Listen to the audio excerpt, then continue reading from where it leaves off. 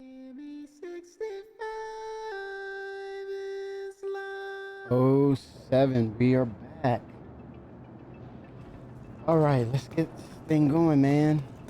Got UEC to make, places to mine, places to scout.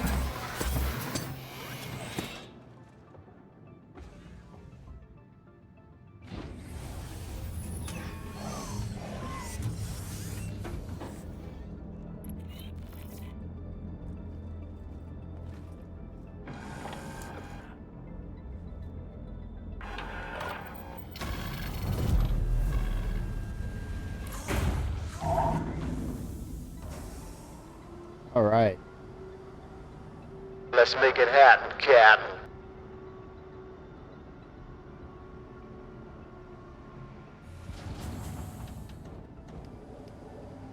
All right.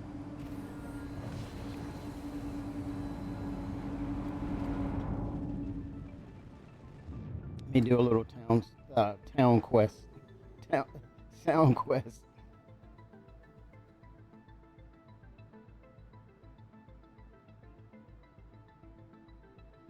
Make sure I'm coming through.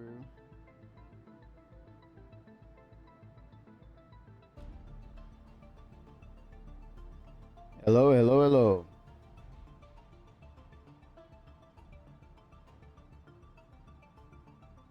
Papa Doc, 07. Oh yeah, I hear myself.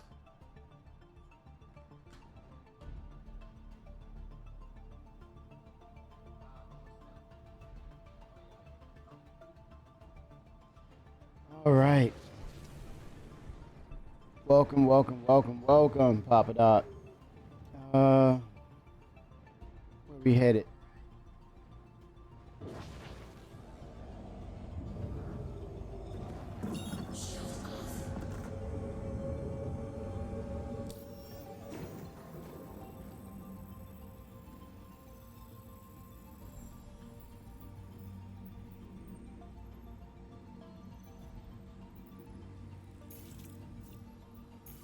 Let's make that route. Me too, man. Had some issues with audio not coming through. I'm sure it's gonna work this time. Not, holy smokes, I'm in trouble. uh,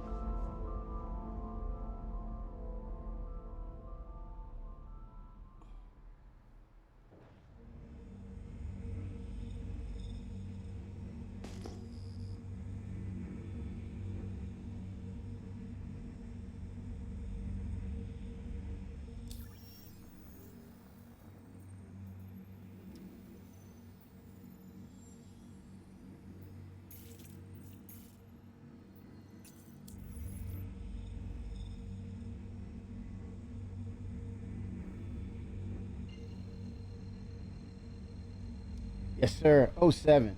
Always a pleasure, Papa Doc. Much appreciated, sir. Oh 07. Oh yeah. Oh yeah. It's good, man. It's good. It's good to look at something and see other creative aspects of gaming. It's always a good and welcome thing. It's not a bad thing. Yeah, I'm hearing good things about Doom. So for sure, yeah. And it's iconic too. It's iconic franchise. So if they're able to capture that and give it the respect it's due, uh, yeah, it makes for a great game. I think it has a lot of lore, history to it. So I'm surprised that it took this long for them, for developers to jump on that franchise and model that.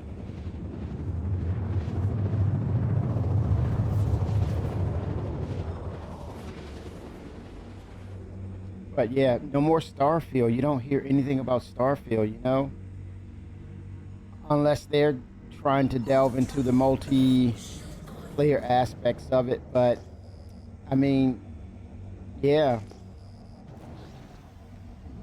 the sci-fi genre is forever on-ending. I mean, as far as mankind exploring and looking into um, and wanting to discover what's in the beyond. We'll always have games like this. And there'll always be a place for it. And technology will always be at the forefront of it.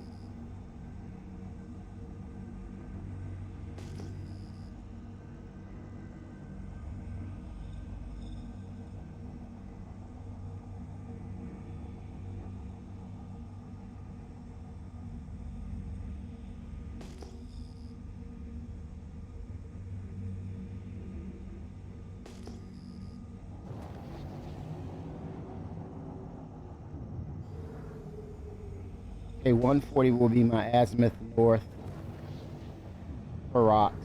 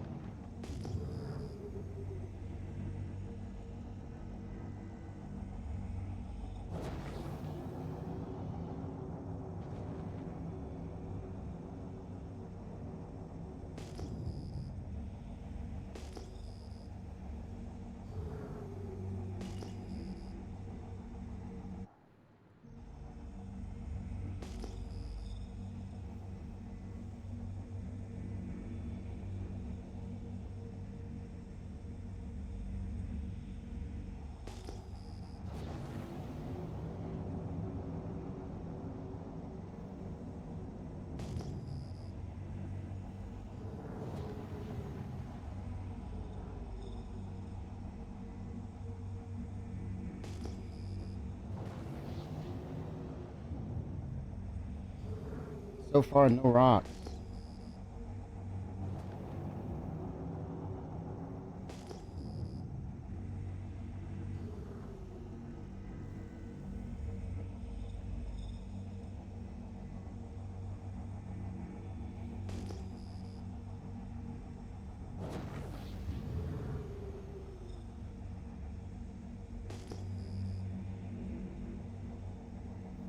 Okay, I picked something up.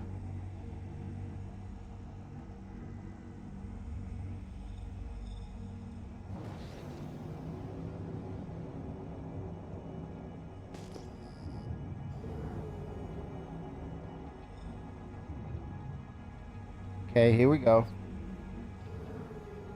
So it begins.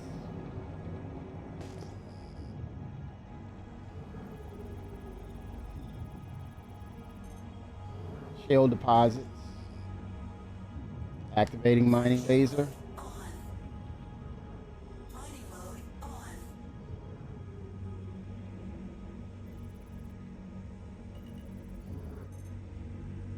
Okay, we got some gold here. Would not be opposed to that.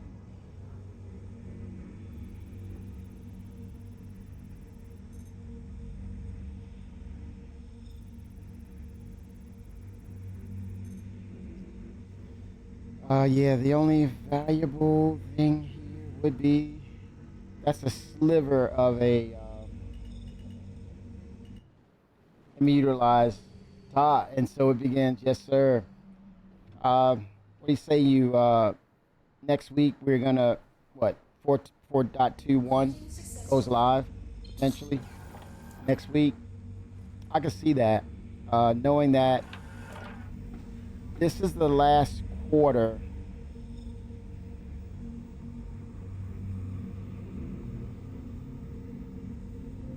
We're headed to third quarter, right? Okay, nice. But Todd, I mean, with that said, it's all optimizations. I see some gains in what they're doing.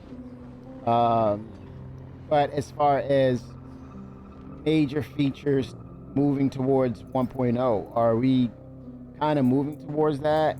Or is it more of, hey, we got to stabilize things first? To me, it kind of feels like that's the case is we're getting it's more of let's capture the stabilization.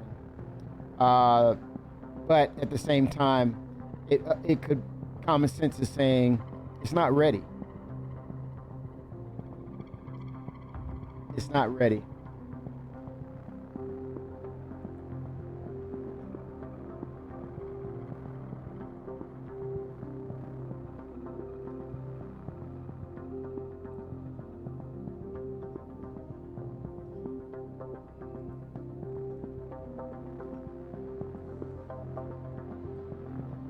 Oh gosh.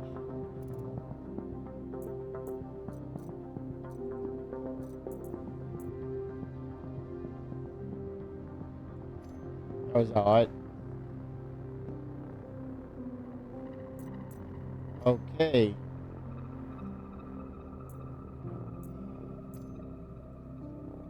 That's definitely a bug.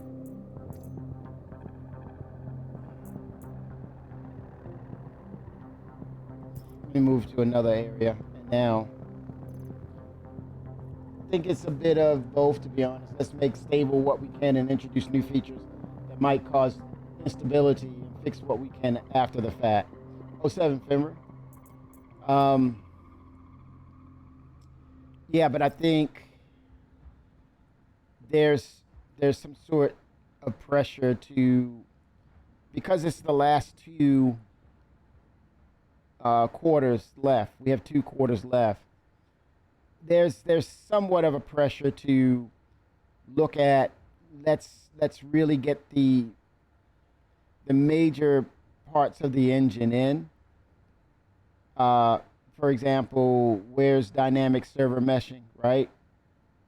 Damn, 98%. Can you get any better?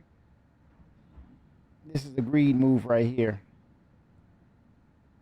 Oh my gosh, that was 99. Can I get a little more?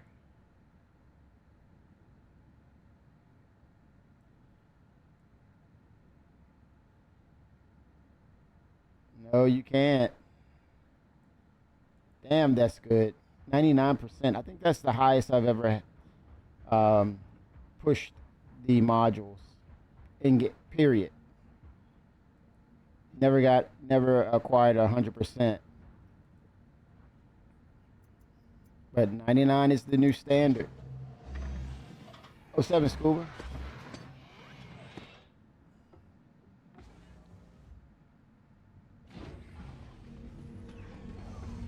Yeah, it has to come to live. I mean, you can get so much participation, and that's what I was saying the other night. In some instances, you're going to have players that will not, no matter what, go into PTU. But if you incentivize PTU with, the new shiny, cool features, they're more apt to at least give it a try for, I don't know how long, but they're apt to give it a go. And that didn't really help that much. It gave it a little more extra. Oh, and then when I activated it, turned into a sliver again.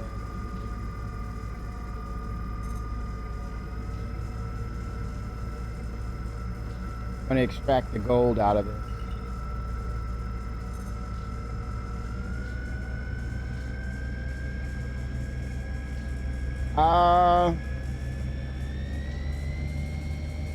Just procuring that UEC scuba before the new patch comes, and get ready for the next mission op. Wax on, wax off now. Oh! Okay, let's see what we have here. 7% gold.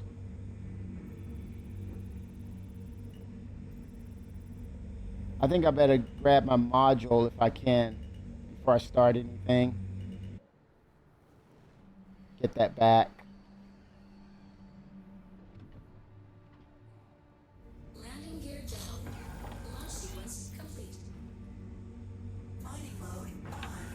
Landing successful. Oh, okay. That would be. We would be surprised if we would get it. It would be a surprise that it would turn out that we wouldn't get it.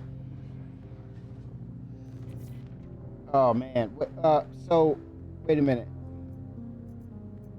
Well, I did mention that, and I said it as worst case scenario, right? That we would not see it in live. Worst case scenario, it would kind of go the same route of 4.0, and the narrative would be, hey, we don't want to ruin your experience with live over the course of the holiday into 2026, right? So it's more of a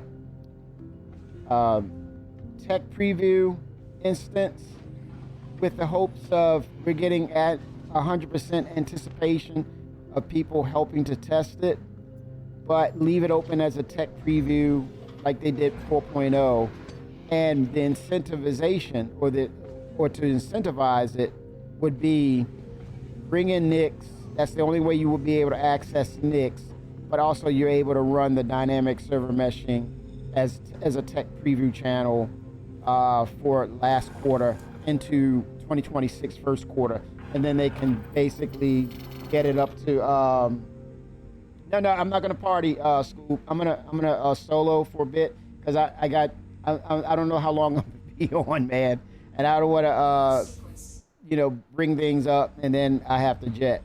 I got some things I got to do, but yeah, I think they'll tech preview it. They'll have it on a separate channel. We'll continue with live, right? So that way, we're able to get a measure of how stable it is. But for not to have anything at all, I think, do we need dynamic for Nix to happen? The question is, do we need dynamic server meshing for Nix? I mean, I know they've scaled a lot back, which is a common sense approach to ensure that if any optimizations are to be enabled, they can do it based on how the new location looks and what it's like now, as opposed to when it was in Stanton. It was Delamar, I believe, and it was like just that huge asteroid, and the landing zone was Nix. And when you actually were able to land there and interact, it was really, really, the frame rates were taking huge hits. Similar to Orson when it was released for the very first time.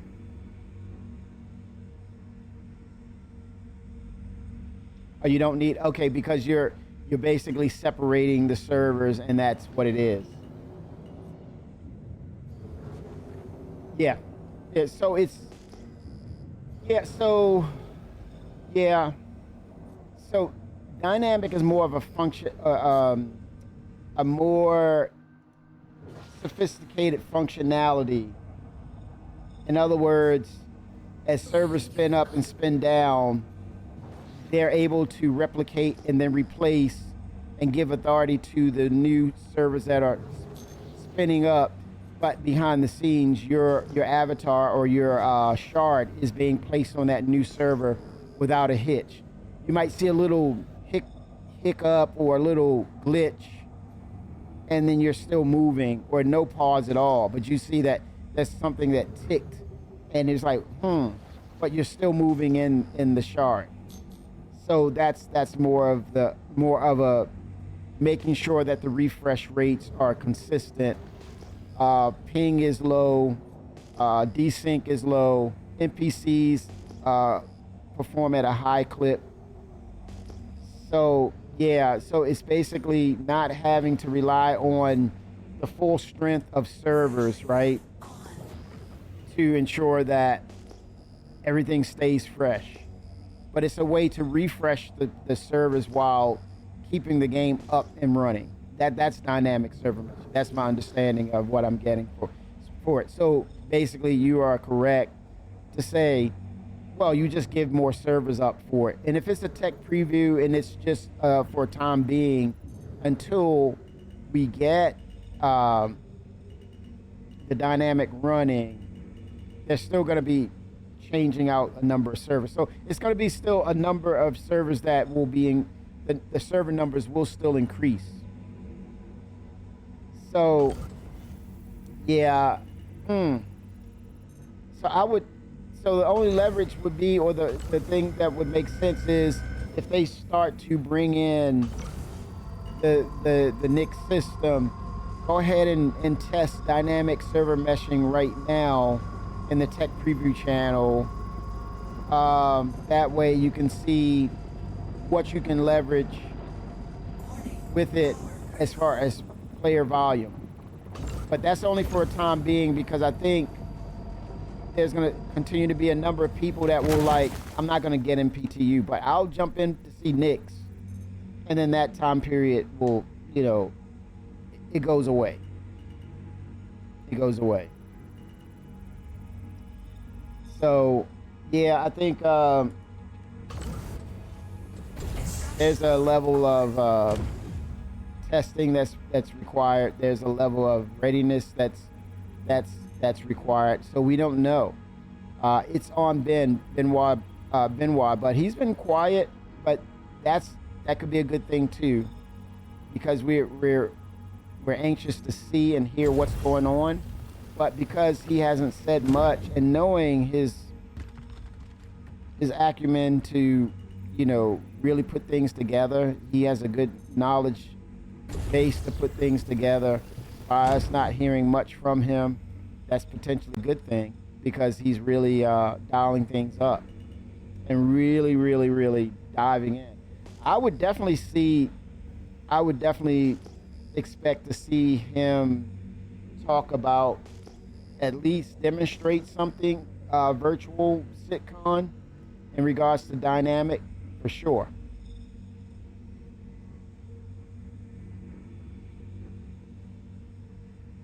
It's the overhaul for this quarter. So we're 48 hours from the third quarter, Todd. So what do you think? What's your take on it?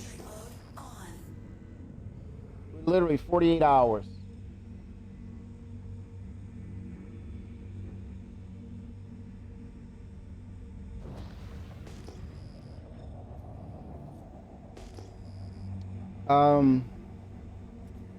Yeah, I'm optimistic. I'm gonna go glass half full on.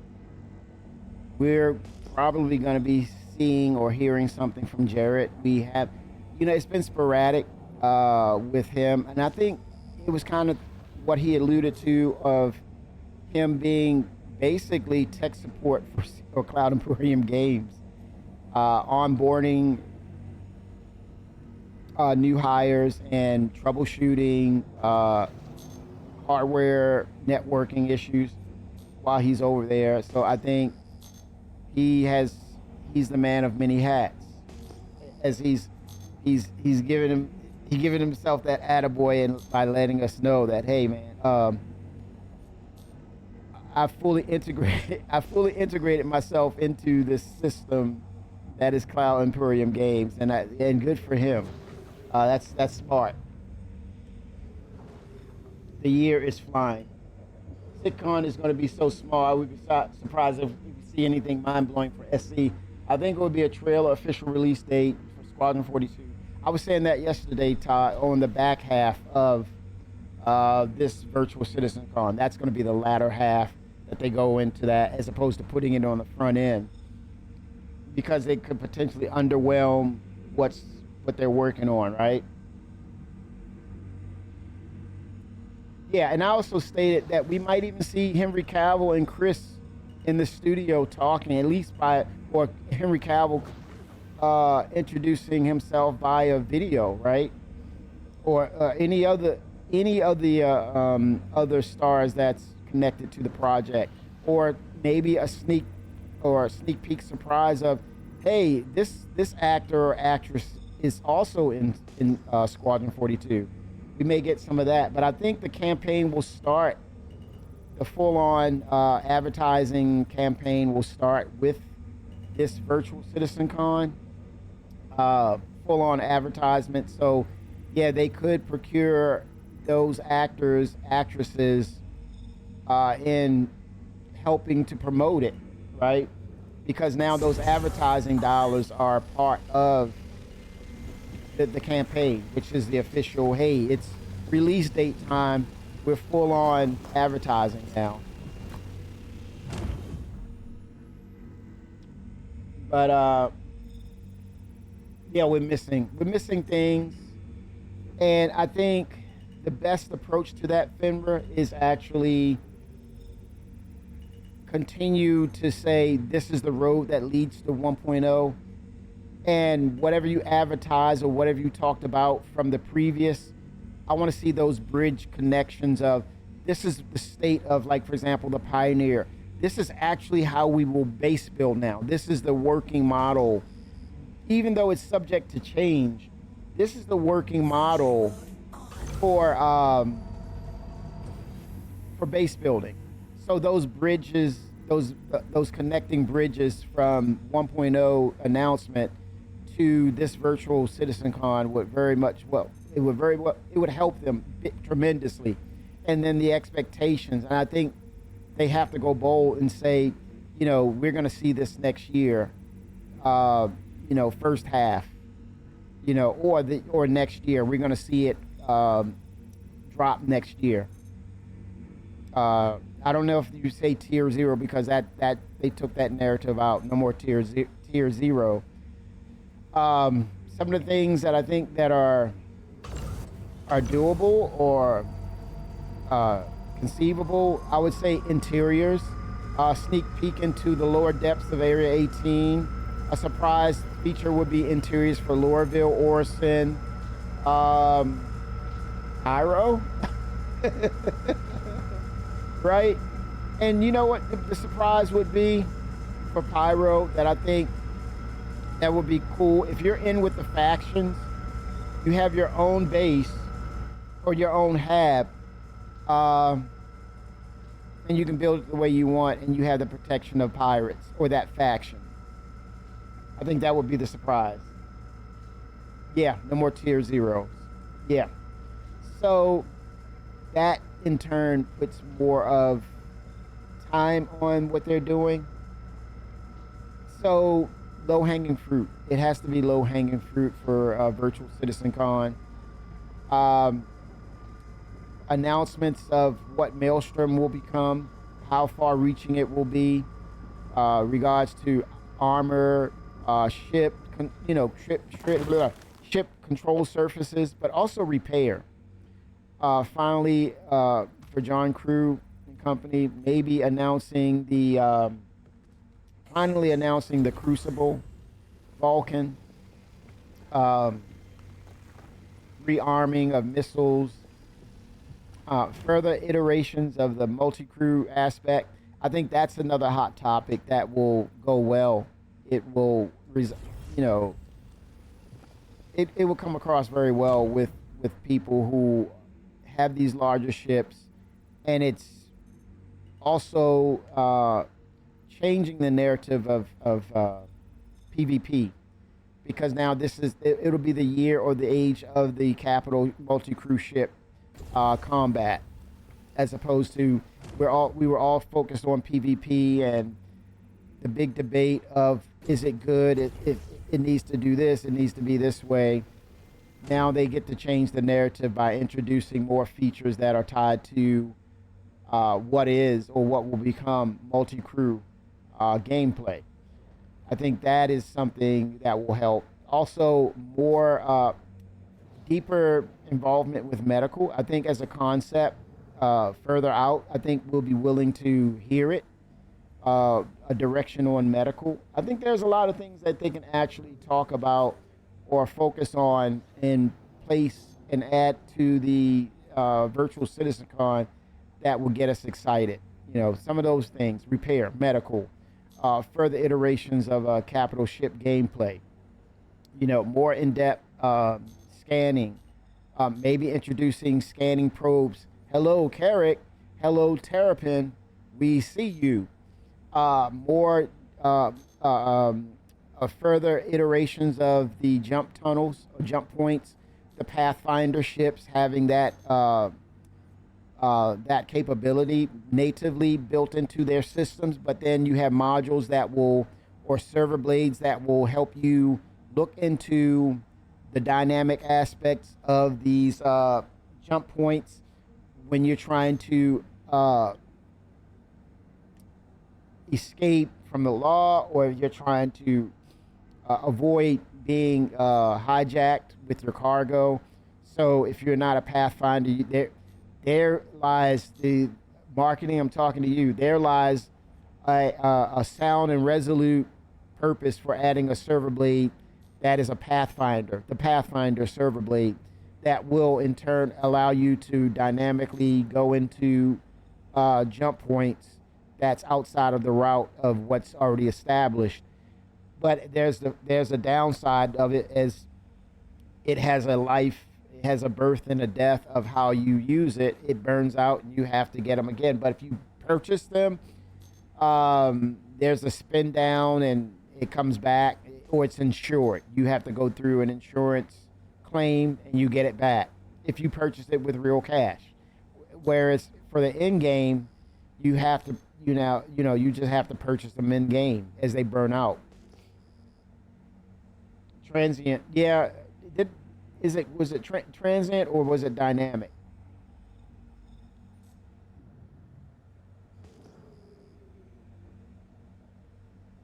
I want to know why they haven't talked about drones at all. They sold ships with drones. Yeah, the Carrick. That talks about Fimra. What you're saying is that could essentially be the AWACS version of a ship. Like if you're in the org and it can set out drones for communications and waypoints that come up for these larger orgs, or just orgs in general. Probes, drones for that purpose, right? To get deeper analyzing. Kind of like, remember the first opening scene of Empire Strikes Back? And they had that probe and they shot it. And it gave signal back that, hey, somebody shot this probe, and they lost communication. But they knew where that probe was. You have those aspects of gameplay for a ship. Giving it a name, a code name like AWACS, right? In real world knowledge that we know about, AWACS is basically that ship. I would see people buying it like bags of potato chips. Yeah, it'd be a great sell, a probe ship. Okay, transient. Yes, sir. Yeah, but intel ship basically.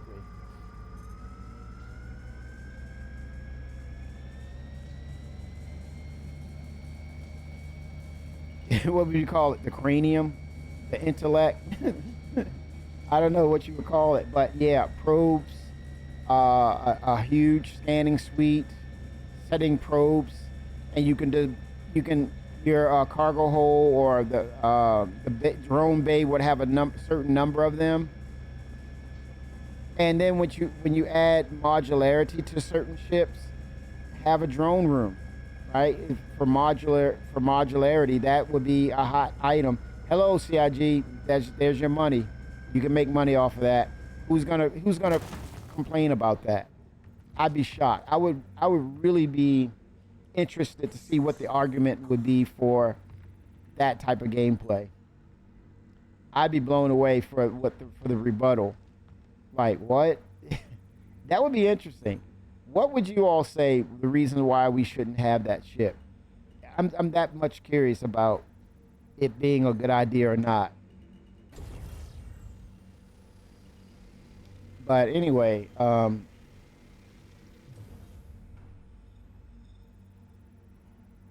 there is a need for that ship. It makes sense with what we're doing, especially when you're talking about it transcends, or it echoes or reverberates across a lot of different disciplines in game, whether it's industrial, a waypoint to pick up salvage, um, a waypoint for targets in distress or in attack. I don't know, or extending the probe to listen for activities. Extraction mode on. Mining mode off. Mining mode on. Fracturing mode on.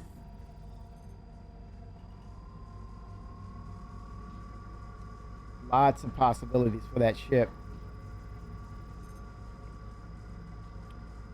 Even the Carrack would could you well, it can tie into those probes and extend its range even further for monitoring sectors of space, like as an outpost. It becomes an outpost, mobile outpost for orgs. It becomes a marker for mining, salvage.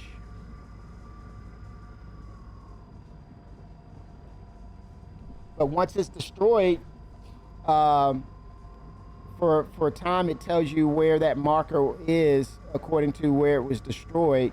But you no longer have those scanning capabilities.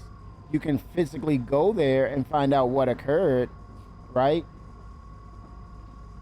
And there lies your cat and mouse. There lies your cat and mouse. Extraction mode on. Yeah, I think that would be a necessary ship for the gameplay. Stealth, intel, yeah. Call it the rat. the pigeon. The snow pigeon. Call the ship comms. Comms. Or Europe would. I don't know if Europe. This would be cool though. But I don't know if there's a ban, but I wonder if it would be a copyright infringement. But Interpol. Call it the Interpol. Man, that would. I think I would like that. The Interpol.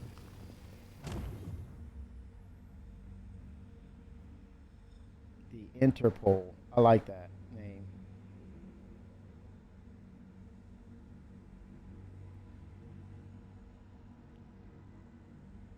See, I just like, get out of here with your bull crap, Kimmy.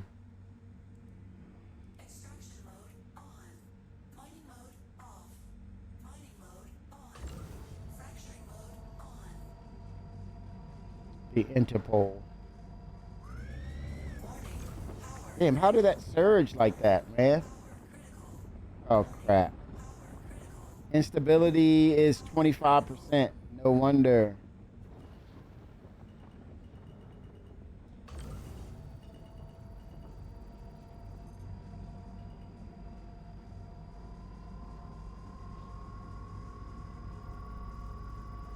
That thing surges incredibly high. Let me take it easy. There's 30% of Terranite here.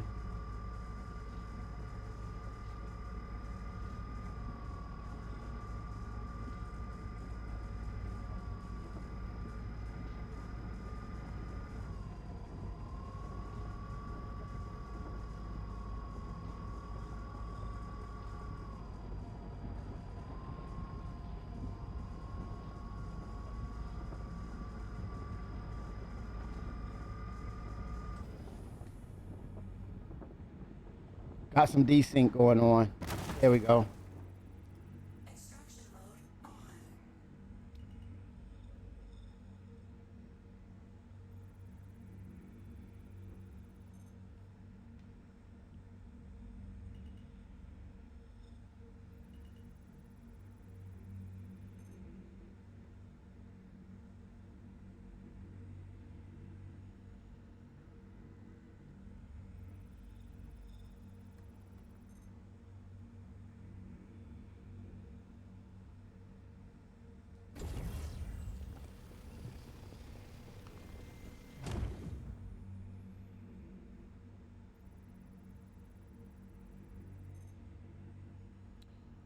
1%.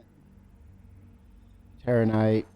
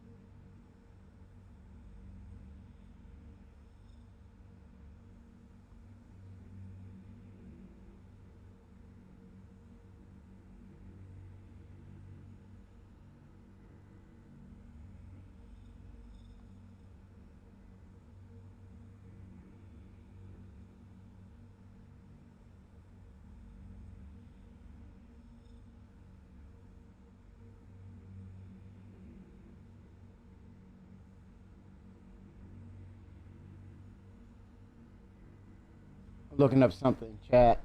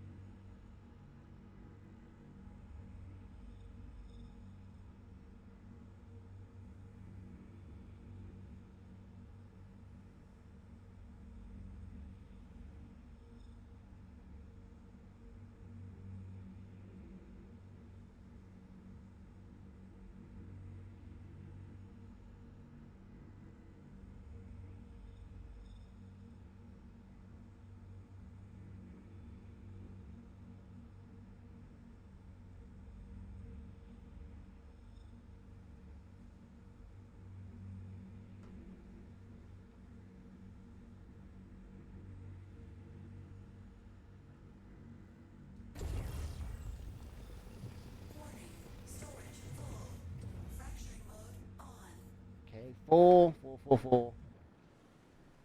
Mining mode off.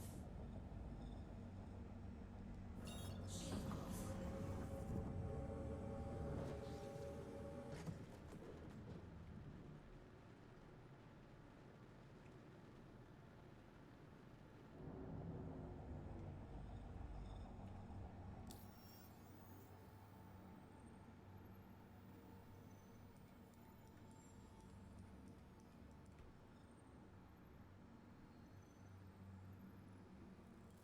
Oh 07 Vic.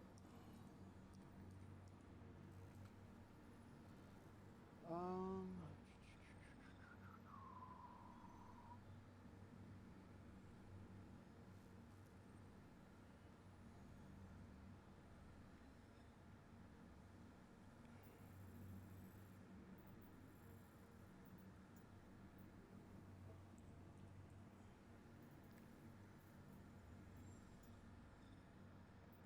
all right, and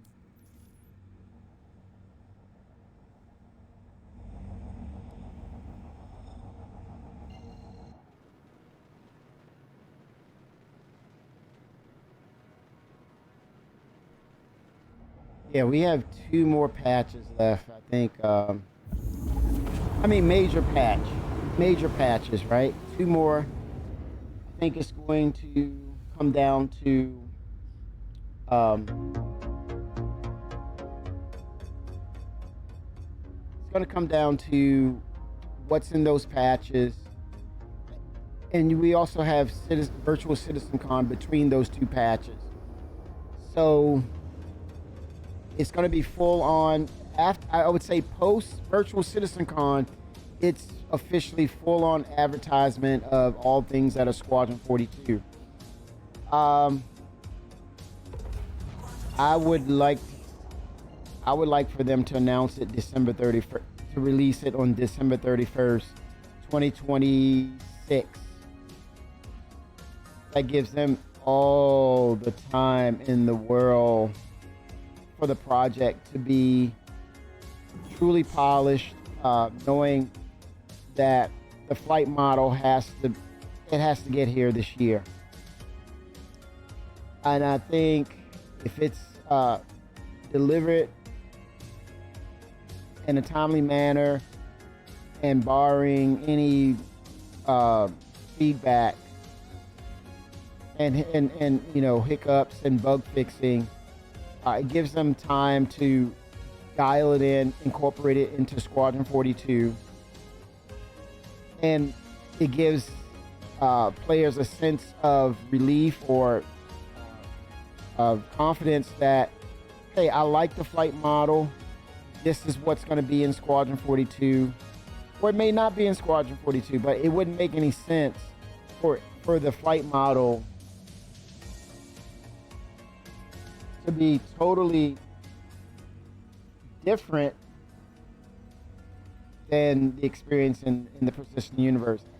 It makes sense that, for me, it makes sense that Squadron 42 is the true tutorial and the bridge and connection of understanding what everything is, have the true understanding what Star Citizen is, and that's via Squadron 42. We come to have that understand, and I'm looking through the eyes of the new player experience. They get into Squadron 42, they play it, and enjoy themselves for the most part, and then they realize this is here waiting for them.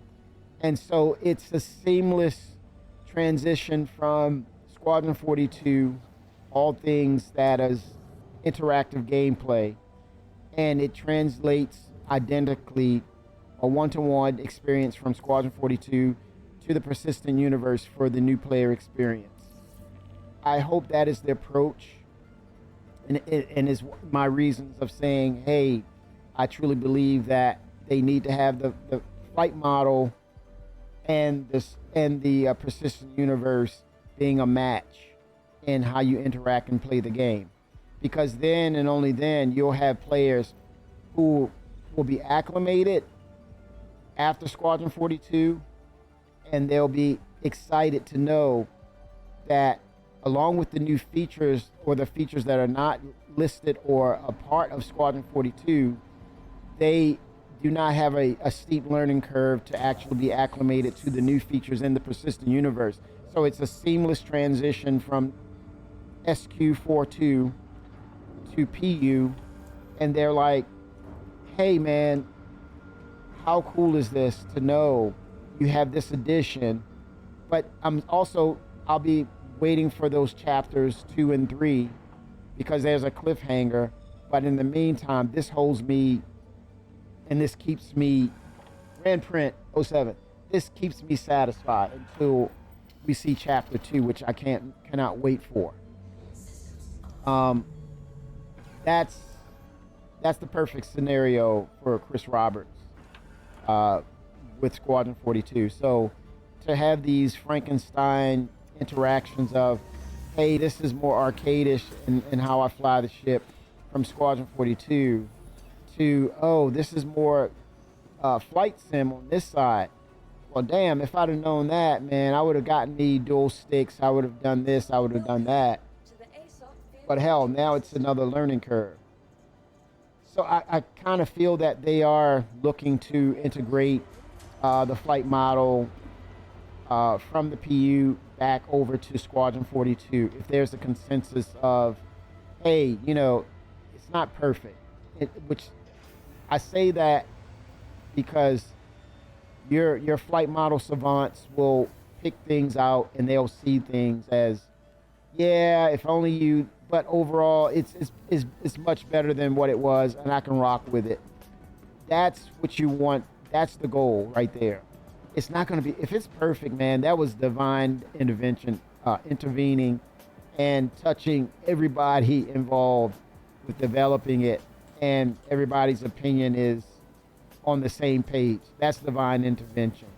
And so, in other words, reality is going to say your flight model savants, experts, right, will still pick it apart because that's their duty, that's their right to really call it out. But we're not looking for DCS, we're not looking for Kerbal in space, right? But we're looking for the experience of, hey, this feels cool, man. And I think from there you connect a player base of new people as well as the veteran players of the game. And that's why I'm excited. I'm really excited because I think even still with the criticism, it's amazing how that we have a system that allows us to tweak, change, integrate multiple peripherals outside of the game, and yet, even though it draws criticism, you look at people's setup and say, what is that? And that person who owns that system or utilizes that system say, if this was taken away from me for Star Citizen, I would be lost. Because it's so intuitive, and I for one am one of those who kind of looked at the aspects of dual stick, and granted, do not take this as I gotta do this. What I'm saying for you all, and this is the uniqueness about Star Citizen, that you can take a mix match, a hodgepodge of peripherals, put them together, and if it works for you, then that's the right way to play. There's no other game that really does that outside of maybe an Elite Dangerous, but I haven't played it, so I can't speak for them. But it's rare to have, super rare. It's a unicorn to have a game that will allow you to integrate so many different peripherals. And yet, when you, the individual, plays the game and they see you flying the ship, they say, damn, you're good at what you do. And in retrospect, they actually see your setup and say, what the hell is this?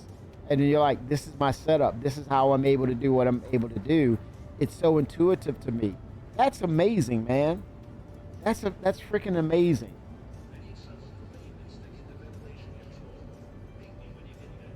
Exactly.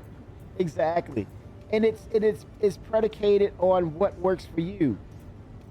And what game allows you to do that? It's rare to have a game that allows you to customize your controls on this level, integrate them into game, and then still have the gumption to actually analyze and call out things that say, if you tweak this, if you tweak that, that's amazing in itself. Even in the points of arguments of, or let me say not arguments, but debates and feedback, right? I look at it as positive feedback. It's not negative.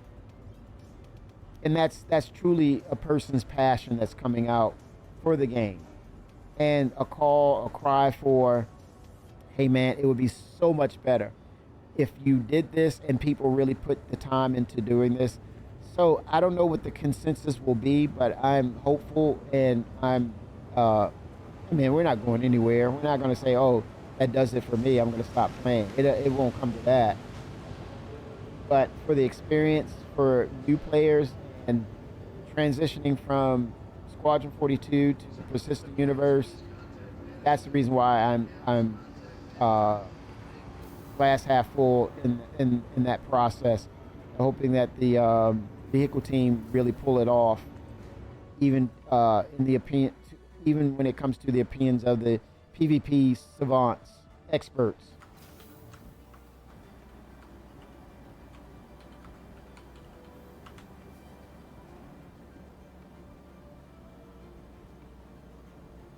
Yeah, it puts you in a place of, hey, I'm comparable. I see the moving parts. I see the details activating. So that feels good. That tells you, hey man, I am connecting the dots here. And it freaking feels good, right?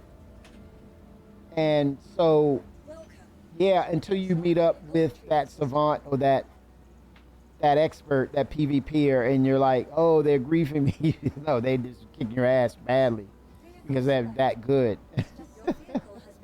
But yeah, I'm kidding. But yeah, I mean, it's just, I think there's a layer to this that some of us may be missing. And what it also saying, we have these interactive systems in game that says you need to interact with the user interface in game.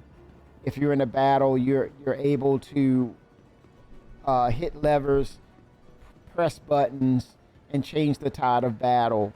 It's some sort of mini game in the middle of your battle of fighting, and that's not happening. Chris wants that kind of X-Wing, Wing Commander-esque movie featured based gameplay of PvP, but also more important than that, he wants piracy to happen in a proper way, such as targeting of components, getting close up, the scanner probing and targeting those components or those specific locations on the ship.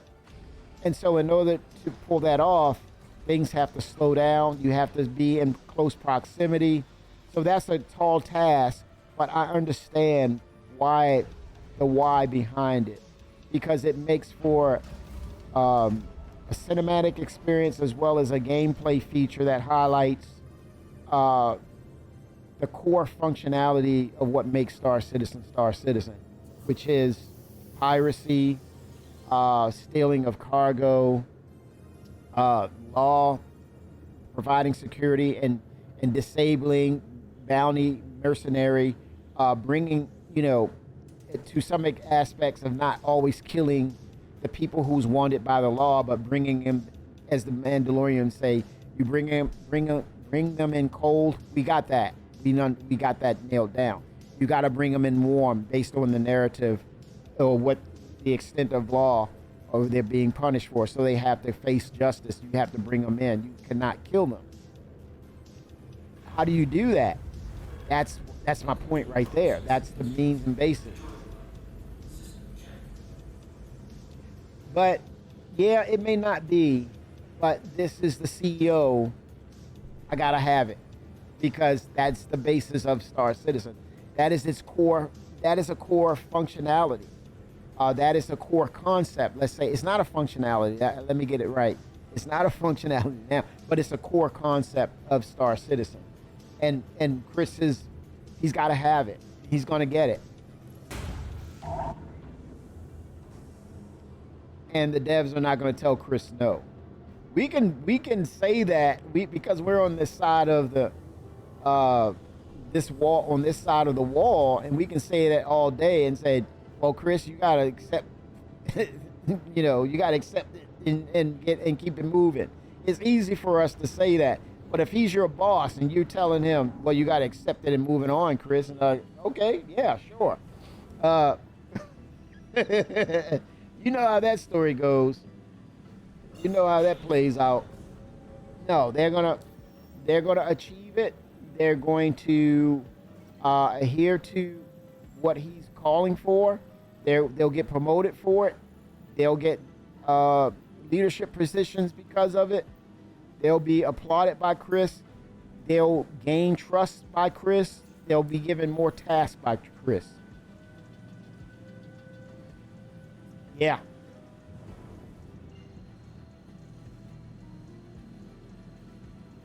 Oh, no doubt. All of that is integrated. 8.4.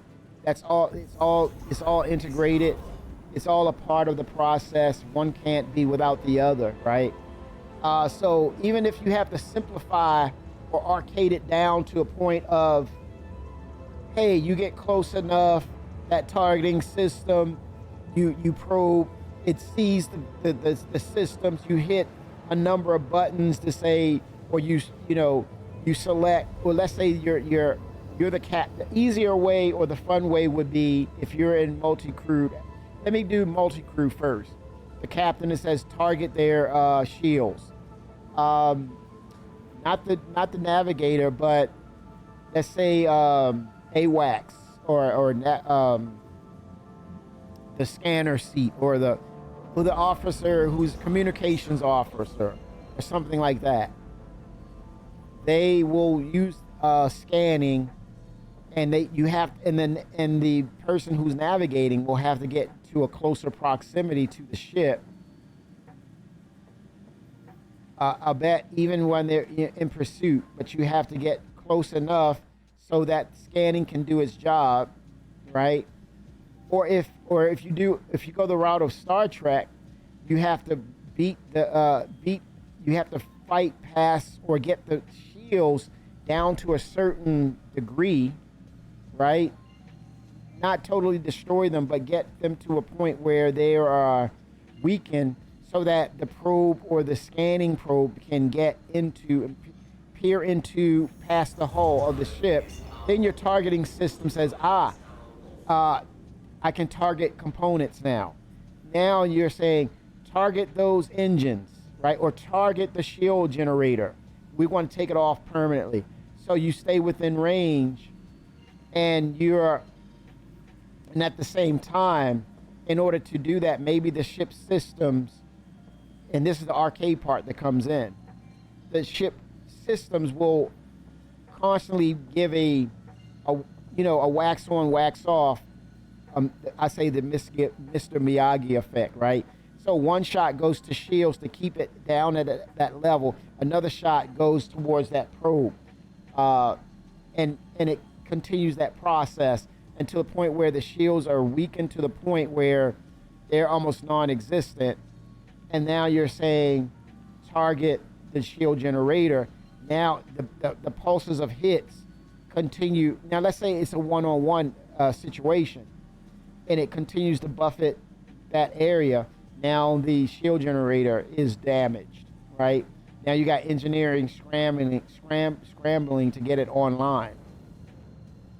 So that's one approach to it, but it's so complicated. Because just what I'm talking about right now it's super complicated. But yet it could be posed as fun, and on the back side it could be fun. So they have a lot of work to do, man. But they may not have a choice but to arcade that thing down to an extent. where it's not super detailed because the servers may not take it, desync may not allow it. Um,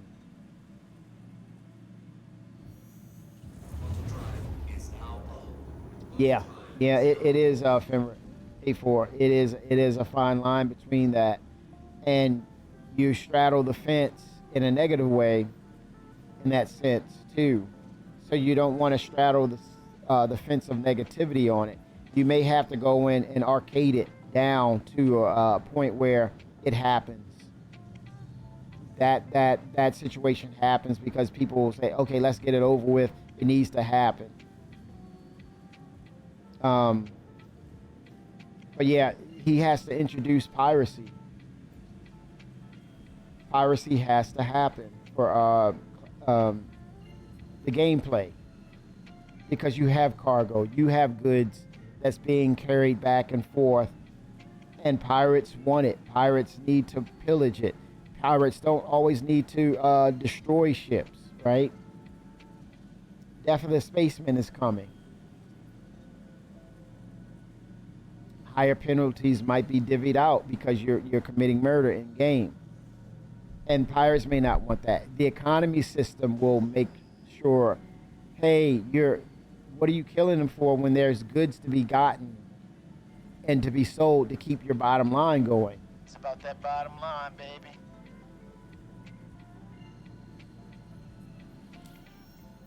So yeah, it's a slippery slope, but I think if anyone can figure it out, the devs at CIG will figure it out, and all personnel involved will come to a consensus of, okay, let's find this approach for it. But I'm sure Chris will incentivize it, or he will remember that individual who brought it to the table of making it a working model of what will become piracy, right?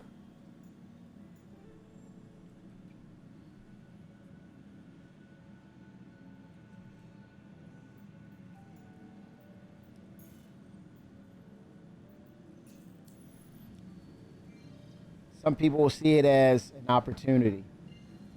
And there's a lot of great minds there. And that was just an example right there of spitballing it. But the bottom line is they're going to have to slow down the flight model to allow that to happen, because it's got to happen for the game.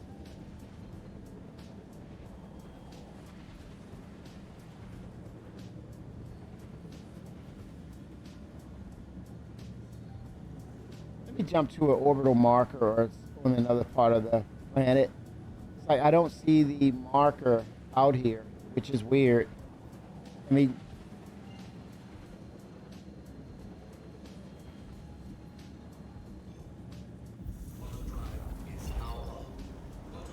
okay, now let's see.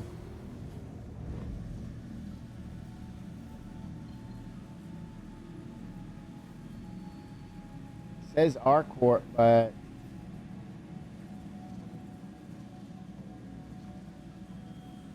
okay, let's give it a go.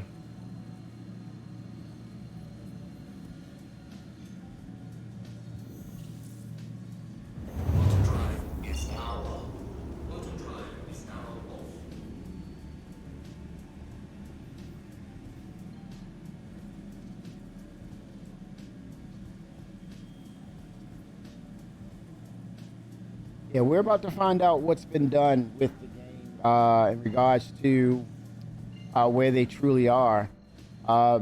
There's no doubt that they cannot escape the announcement and the follow through for Squadron 42. It's no more of, well, yeah, we want to do this. Now it's put up or shut up. I think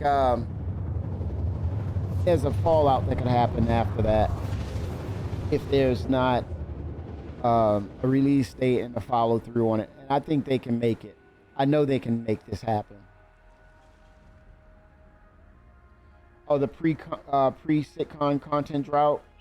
Yeah, and I think what compiled that, or what really magnified that, Dirk Femmer, was that the state of the game could have been better. And I think they figured something out. If you have something that's stable and it's working and it's polished, continue to do that. That way, when you say that there's a drought, it's only on the features, but it's not a lacking or under statement of how the game plays, right? If the game plays right and you're doing everything you can to stabilize it, and the result is, as you get into the game, you're still able to get in and do what you need, play it consistently, and it gets even better as far as optimizations and stability. Real Exodus '07. It makes it for a good experience overall. I mean, it's not really a thing of complaining. It's understanding more so. Like you said, it's the pre-sitcon drought. We get this. We understand this. But it's another thing when you're in a game in the PU and it plays great, right? And it continues to get better. I bet they're not adding anything. They're just tweaking and making sure that things are that should be fixed is being fixed.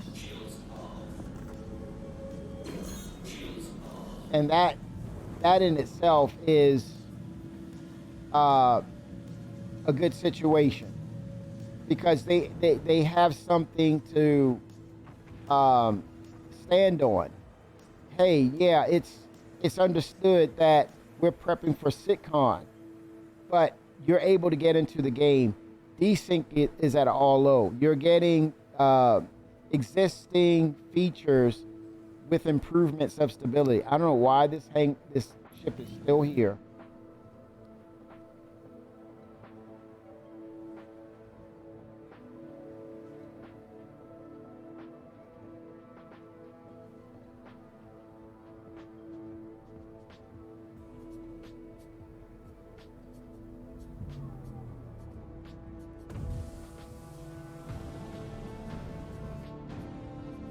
That's weird, CIG. You see that?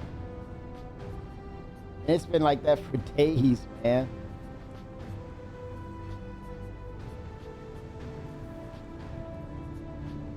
Hitching, yeah. Again, that's an opportunity for them. I've seen it too, Femmer, the hitching. And I'm like, it shouldn't be for me. But again, that could be definitely them working behind the scenes and figuring out, well, maybe it's a good thing that it's happening because they're they're looking into it. They're able to investigate, right, what's occurring. They're able to investigate now and see these things, and not being pushed to say, put the features in, put the new features in. Now they can come back and say, hey, let's go ahead and take care of that because we have the window to do that. It's not working any worse with the new features. So that's a good thing overall. Yeah, so we're talking going forward. That's a good thing, Real Exodus. That says that I think this could be a good situation once we get the pre-sitcon drought, as Femmer said. That's going to happen. It has happened traditionally, that they are able to continue to work on stability, right? And because of that, now it's even more of a focus on getting the right, getting everything right. So it gives them a deeper focus, right? Or because now it's a singularity of optimization, stability, and another part of the team is working on sitcon as opposed to building new features. I think this could bode well. Exactly, I agree. It's a better game. It's the potential for better gaming experience for the existing persistent universe as we play it. The things that a lot of people be on spectrum about is fix the game, CIG, fix the game. That narrative should go away or lessen to some degree.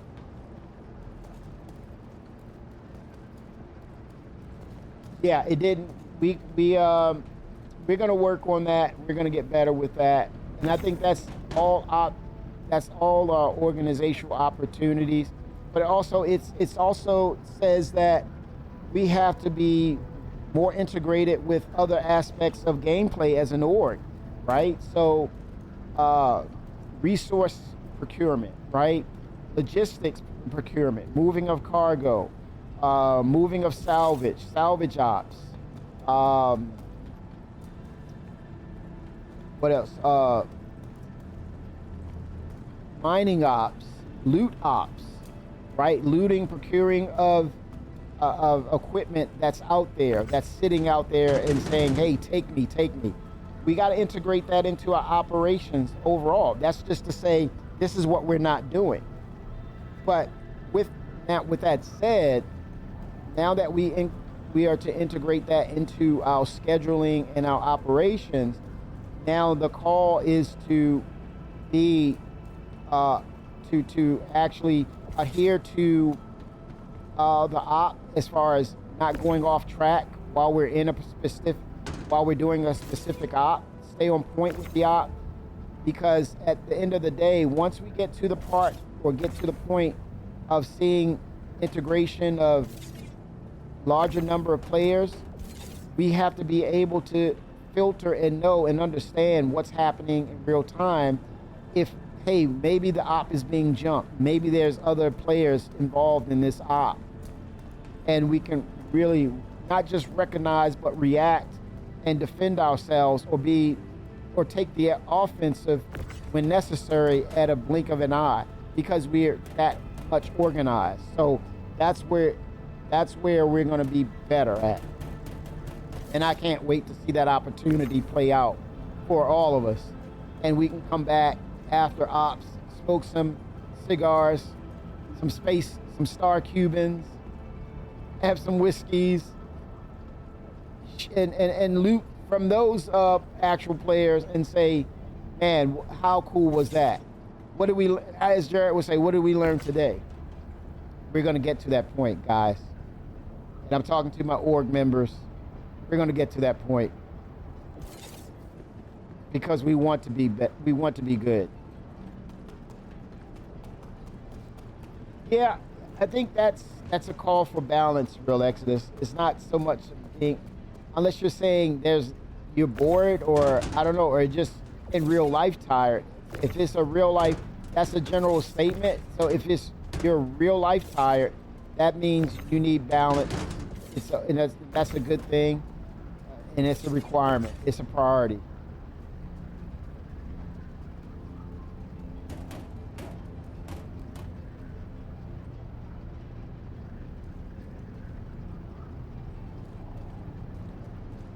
But yeah,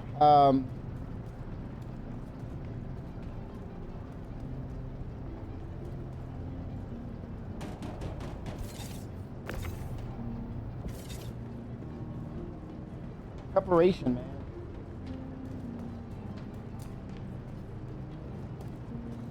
It is solely the key of saying, hey, things were successful. If it doesn't go well, that's the beauty of Star Citizen, because right now, so many games that are so scripted and predictable,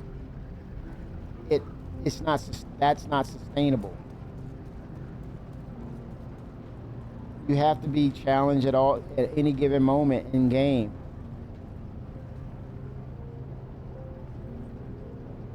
But to know you're disciplined and you gave it your all, that's the true measure of where you are as an org or an outfit or group, right? You're able to tweak and get better.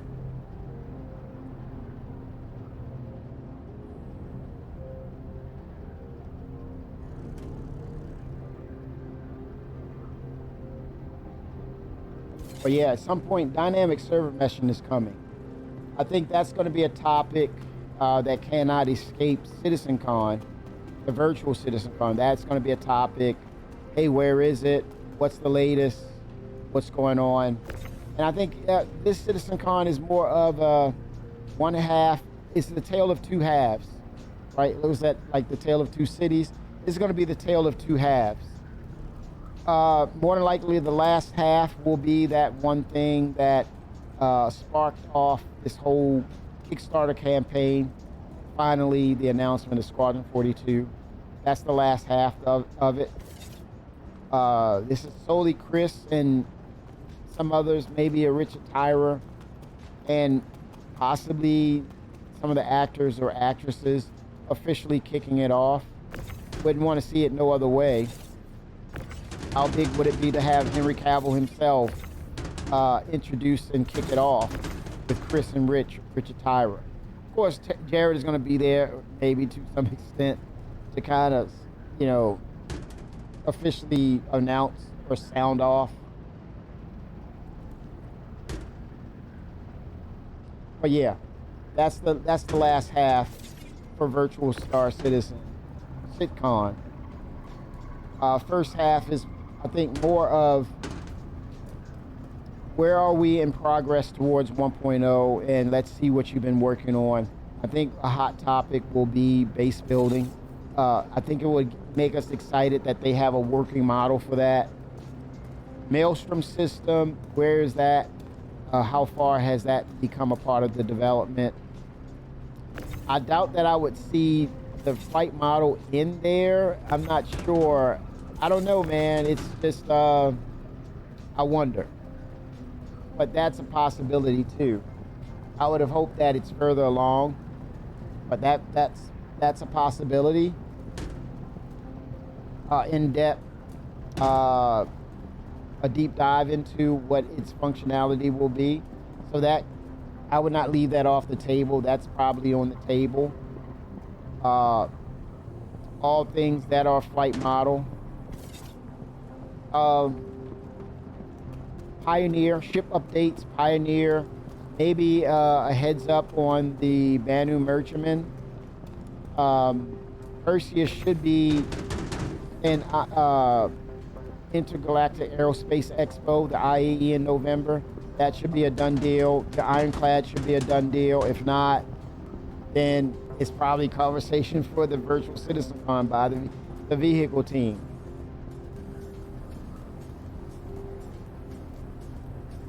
Oh, really? 07 to Mr. Coffee Gaming. What's up, Coffee? 07.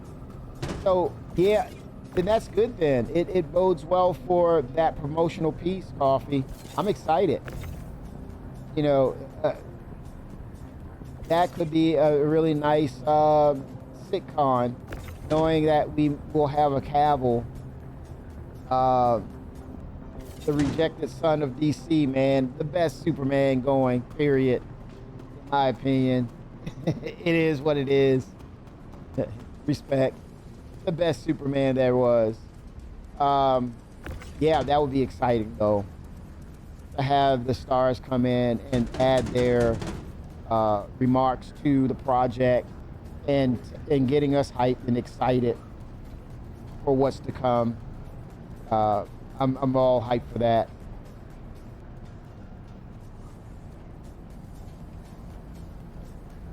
But don't promote it directly. I think Henry is one of us. Henry Cavill's a gamer, man. And anything gaming on that side of it, and especially with the way that Hollywood has done him, I think his one constant is gaming. I think he'll celebrate that. I would, you know, if he doesn't, I'm cool. He's one of us. But man, it would be really cool. He comes in on the side of gaming and like, yo, oh man, it's gonna happen. It's happening. How cool would that be? In uniform at that. Have him in the UEE uniform. Holy smokes. Chris might be the best. The best. Chris is going into tier mode, man. Man, I'm like, Chris, stop crying, man. I'm crying too. Stop it. But yeah, that would be tremendous. Yeah, I think they'd have big plans because this is a big deal, Fimra. I think This is crossing that finish line. This is Chris holding true to his promise from 2012. What started everything? What literally kick-started everything? Squadron 42. This is his magnum opus to say, we did it. Thank you. Thank you for the support. We're able to deliver this now.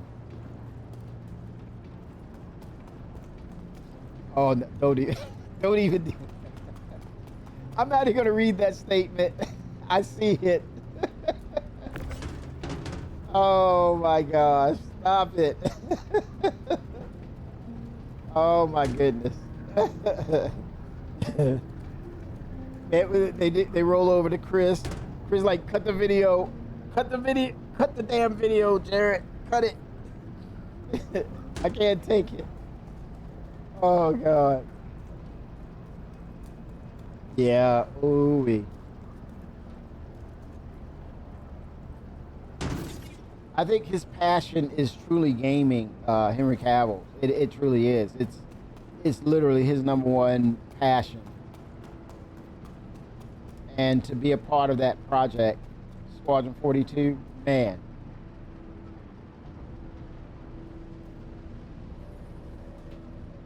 Chris was like, he could have done this for free. We didn't have to pay him for this.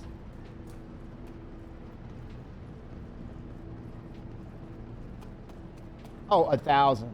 Can you imagine Mark Hamill and Henry Cavill sitting there having a discussion, and potentially Gary Oldman in that room, and Jarrett, don't you dare get starstruck.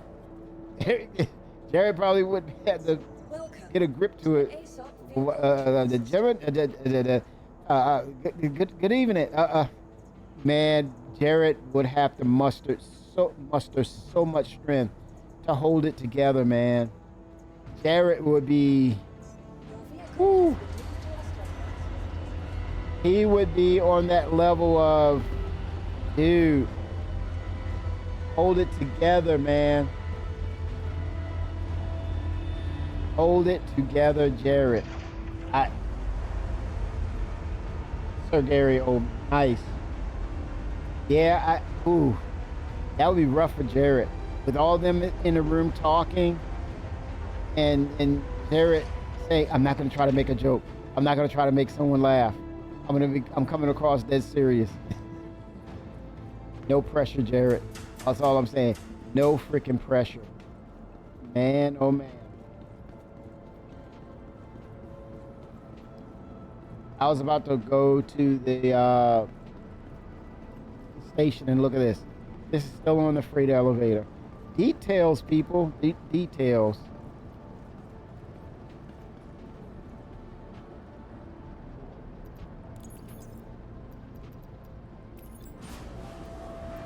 There we go.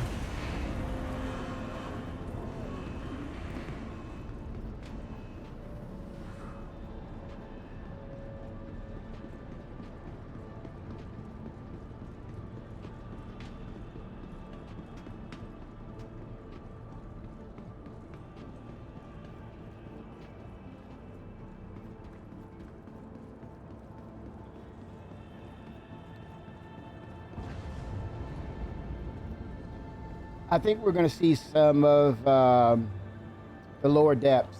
Area 18, definitely lower depths. As they did with Pyro, we're going to see more of Nyx. We're going to see the working aspects and walking around and seeing the market at Nyx, seeing the new cargo grid rework for zero gravity. Hopefully the interiors for Area 18 or some sort of working model for that. Lorville, Area 18, Orison. Finally, we may see the whales, the space whales, storm walls, whatever you call them. Not sure of the official name, but the space whales for sure. A working model for that. Hell, maybe the Boreal Stalker and the Whippet Crab. More creatures. We got to see more creatures. More creatures that will demand your attention. In other words, true apex predators, whether they're singular or multiples that are in the field as we traverse existing locations. Probably won't see many or any at all at Nyx, unless there's cavities or areas of Nyx you traverse and there's no atmosphere or something of that nature, no gravity, and something lives down in there that shouldn't have gotten there, but it's there now. And your lunch. Those elements of danger will be an intriguing part of what Star Citizen is about. The unknown, the sci-fi, horror in sci-fi. You know, that was the premise of the basis of Alien in the beginning. It was a sci-fi show, a science fiction environment, hiding that it was really horror.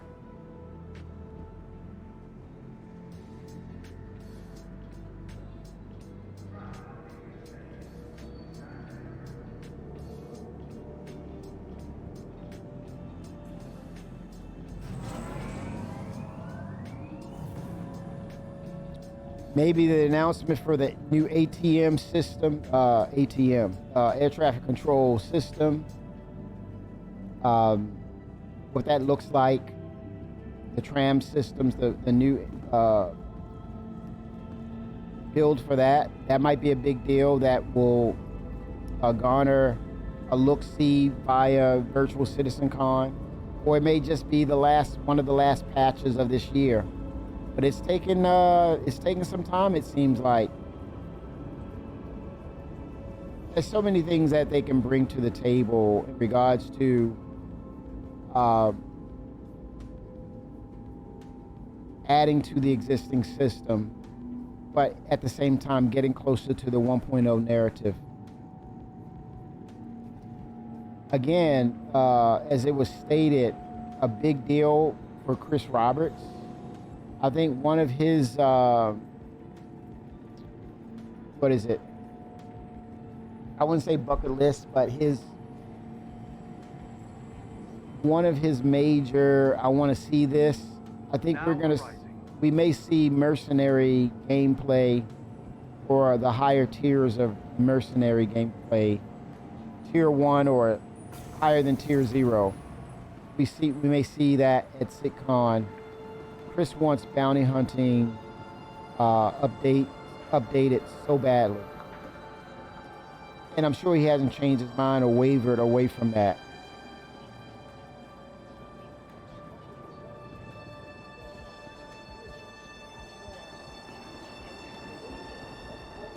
Yeah, based on direction changing, they'll be put on the back burner and then they're forgotten and lost. Like the, what is it, Aaron Halo Gate?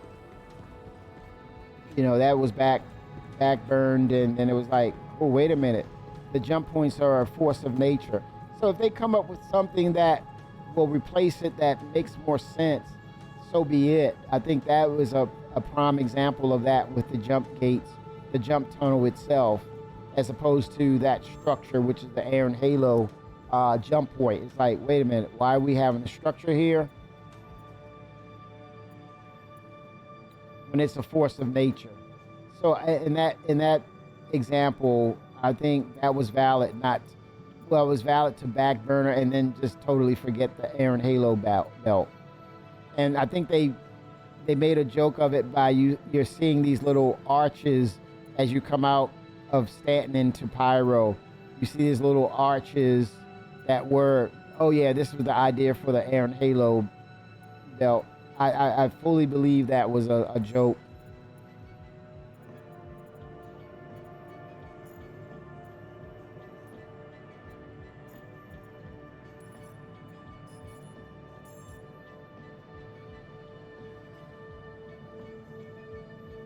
Yes, yep, the way stations, like the trucks come in. Yep. It was no longer needed. was not necessary. What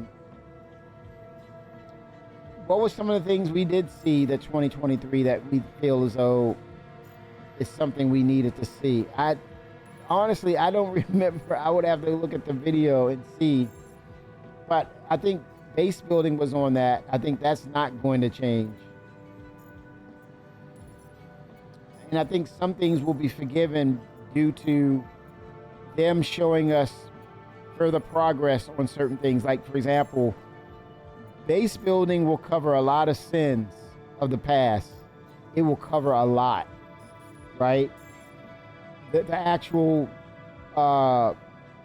containers and putting stuff together, making compounds, and then you see it build out with the probes, and you see the official base building aspects being displayed and saying, this is coming out next year, first half or second half of next year. And then you're like, yeah, what were we talking about 2023? It will cover a lot of things that were advertised.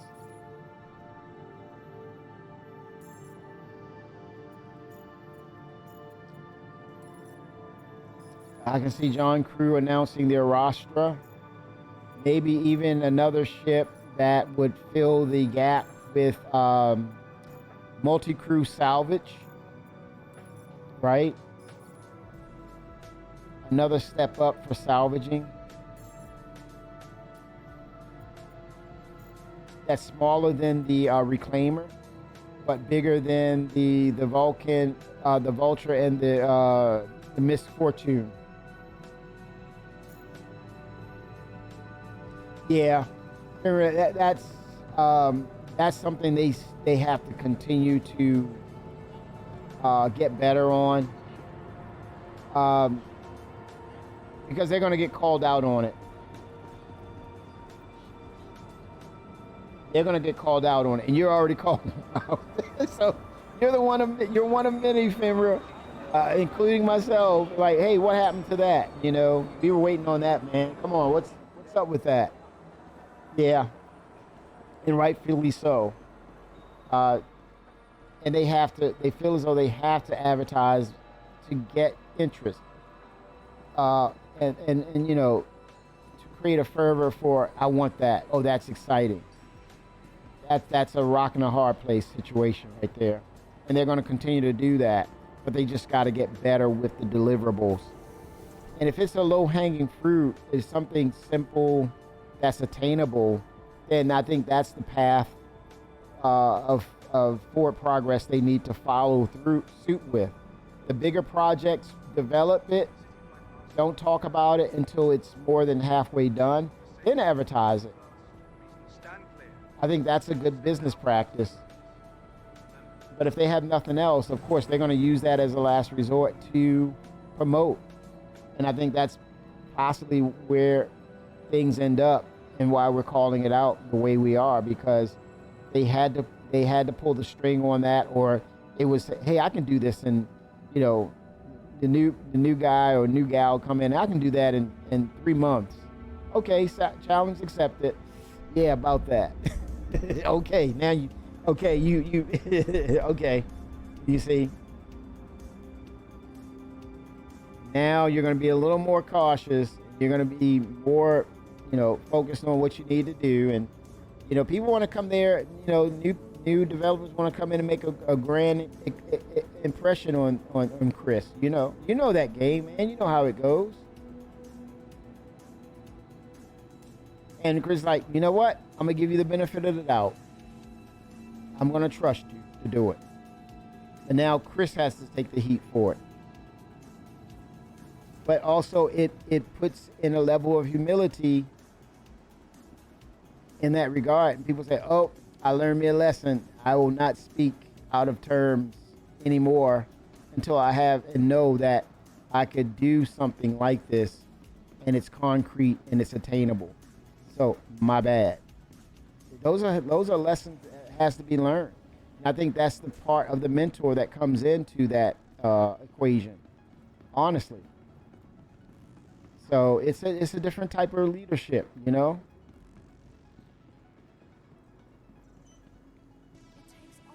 You don't come in and try to. What if they were able to pull that off? What if they would enact their process like a Benoit Beausejour or Chad McKinney?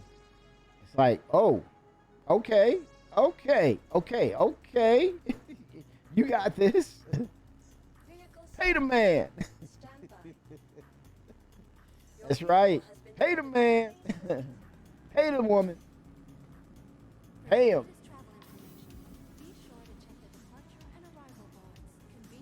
Yeah, I think, and then the other integrations is exchanging or moving bags, replacing bags with the salvage, or you crafting empty ones and continue to fill them up. That aspect of it. You literally have to use the material you scrape to make more. Fill up the hopper to make maybe eight to 10 at pop, right, of empty containers, which then gets filled up, and then it's pulled. You go scrape again. It fills the hopper to create 10 more empty ones. I would love that with perpetually you're creating endless cargoes, and then you'll be able to integrate and integrate your op with cargo ships to move and disperse them and move them and sell them, and you just go scrape more material, create empty containers, right, and then you fill them up, and it keeps going on and on. I would love that as a salvage ship. Oh my gosh, I'd burn and melt the Vulture and the freaking Misfortune. No, I would keep it as a keepsake, but that would be on my list of must-have salvage ships. That would be incredible gameplay right there. Now, marketing, I'm talking to you. Let's make it happen, cat. That would be amazing. That would be freaking amazing.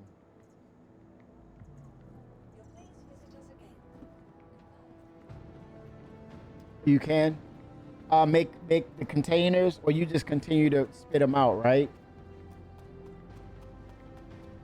Yeah, that's basically the same thing. But yeah, so you bring that over. I don't know what I'm thinking, Fimmer. Bring that over, but you have more containers at once. Maybe kind of like the mold, they have their number of containers. That's kind of equivalent for the bigger salvage ship, the equivalent of what the mold can carry. That would work for sure.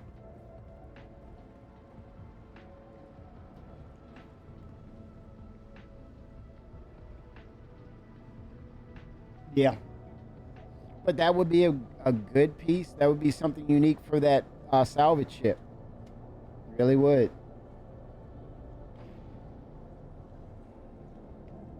I think they need to kind of what I just did there back here when I climbed up the ladder. I would love them to change the prospector way. All you have to do is call for the ladder, and then you just proceed to walk up the ladder. That's it. Kind of like what they did with the Aurora LN, where they stopped doing that animation. The steps roll out, and you just walk up the steps and get in the ship.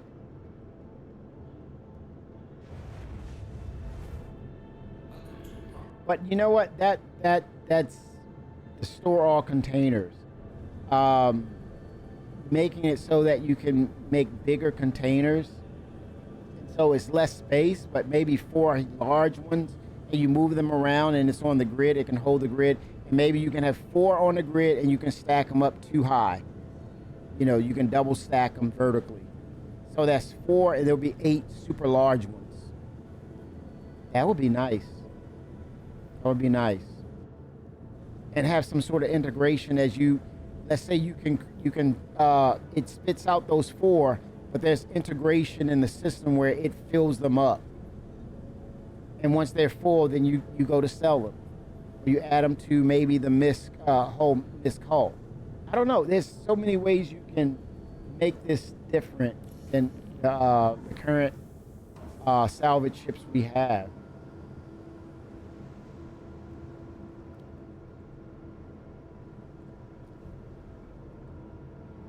Oh, damn. Can I move this thing actually out of my hangar so people won't see it? Let me see.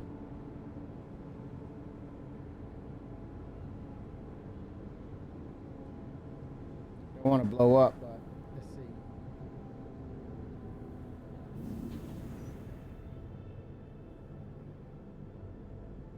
See if I can move it.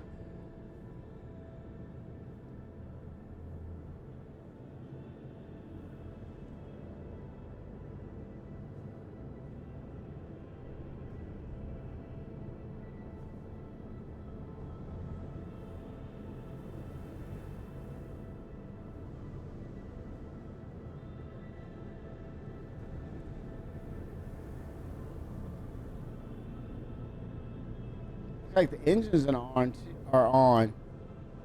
Can I actually land this thing, man? Let me see if I can put it on the pad and it disappears. What? How'd you get locked out, dude? How did that happen? That's weird. Do a character reset, Vickers. Do a character reset.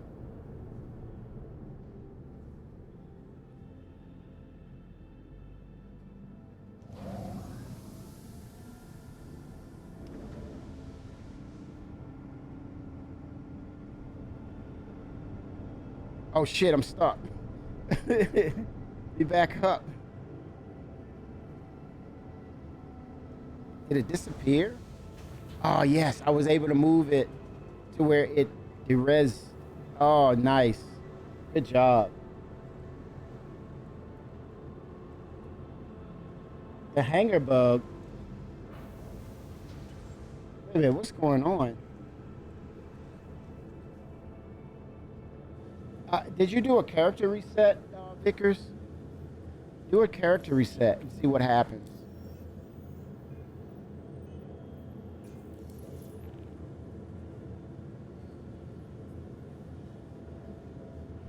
Oh, that's definitely, you definitely got to put that in the IC report. They need to see and capture that and understand that's happening for sure. That's a very unique bug. That's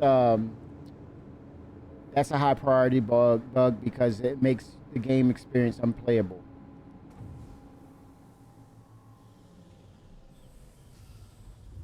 Oh my gosh, 3 patches that's been going on. Yeah, that doesn't fit the narrative of stability and bug fixing. Holy smokes.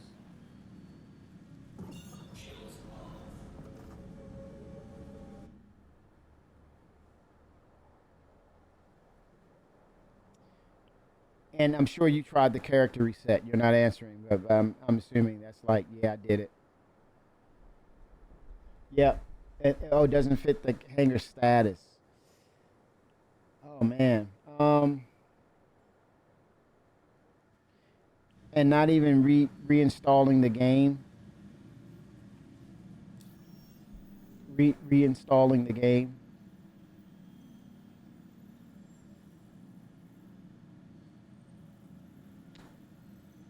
Man. You might want to call customer support and see what they're doing about it.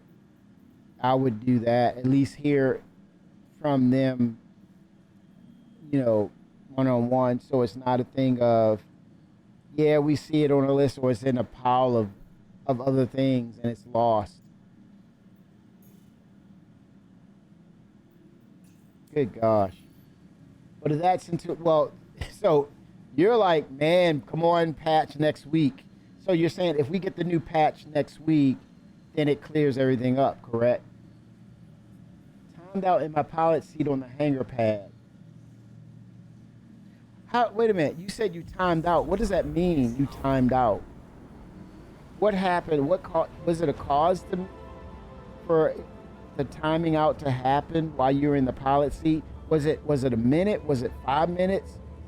Or you were just sitting in the seat? Were you taking pictures? I wonder what led up to that. It's just sound like, hey, I'm in the seat and it just timed out.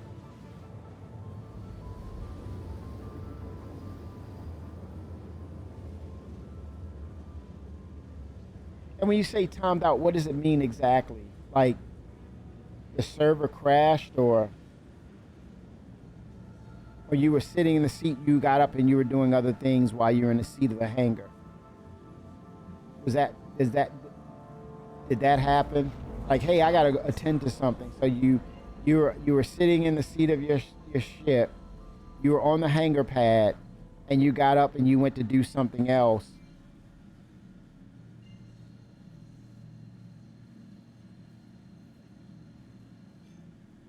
Oh heck, man, yeah, sitting there, yeah.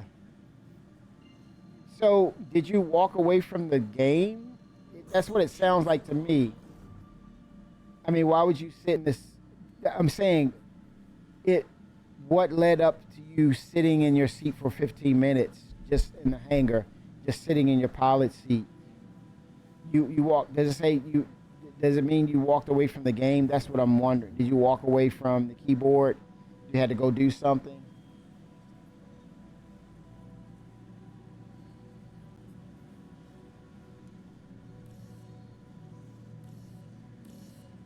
Yeah, AFK. So you went and did something. You had to do something. You had to walk away from the game, and you just left your character there. Holy smokes! Well, that's good to know.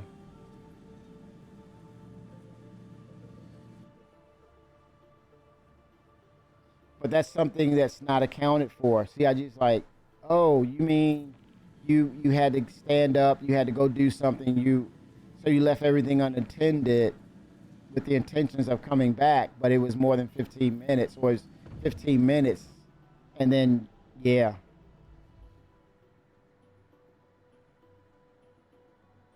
oh yeah, okay, now it makes sense. It makes sense. Yep.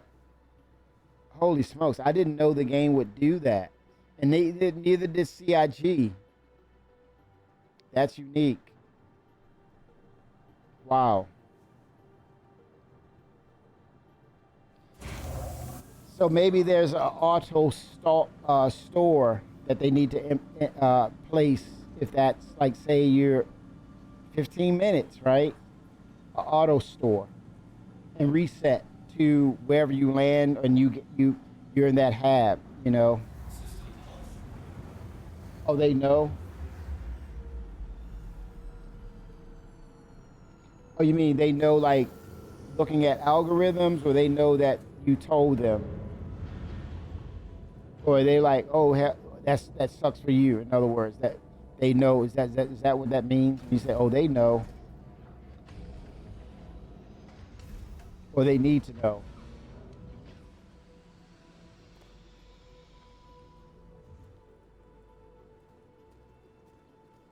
Oh, okay, they know about the problem, so there's no quick fix for it right now.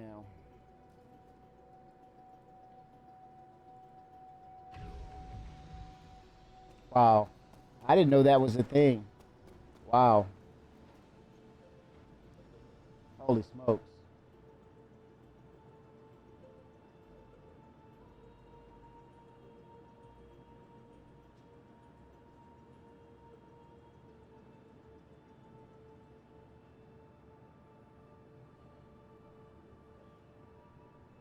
What the hey, man?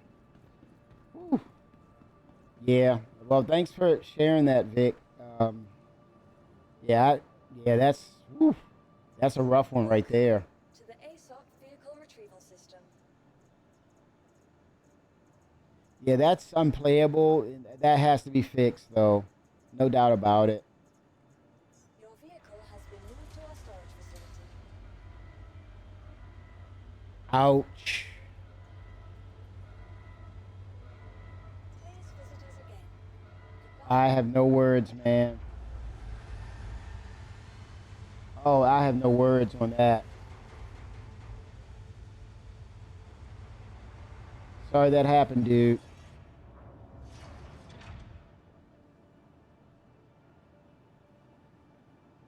Oh my gosh.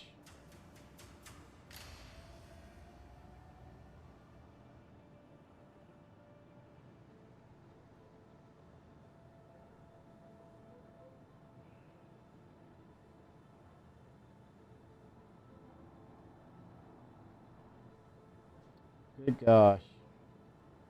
Yeah, that. Mm-mm.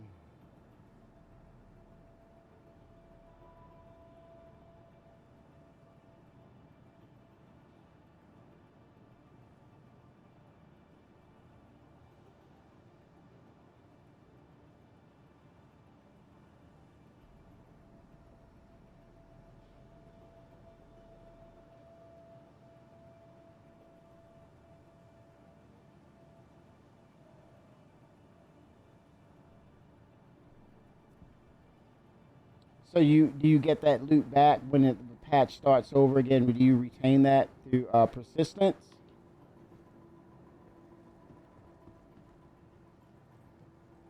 or is it a loss? That's what I'm immediately thinking. It was a loss or something.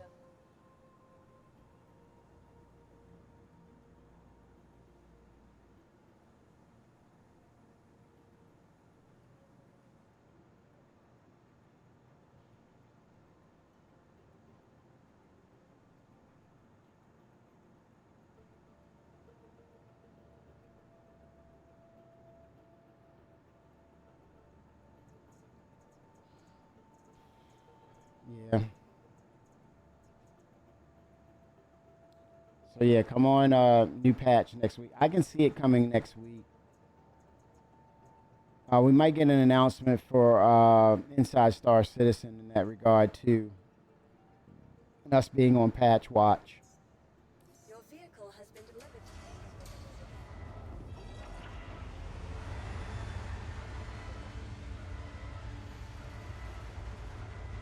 Mm.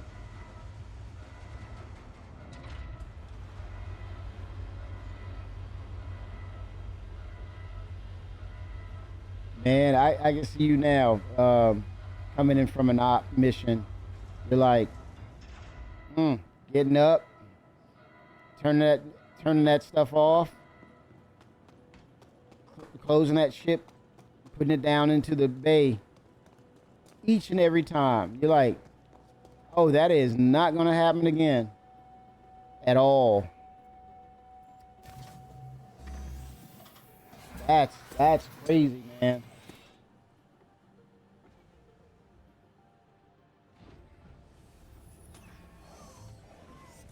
But thanks for sharing, man, because I'm like, I am not gonna get this. I'm not gonna sit and I can see a important phone call come up. I'm like, I'm about to put y'all on hold, man.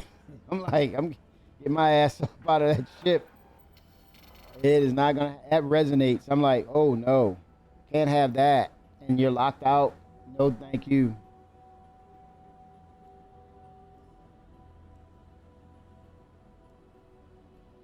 Am I getting okay? I thought it was something going on with the server. How can Miss help you today? Systems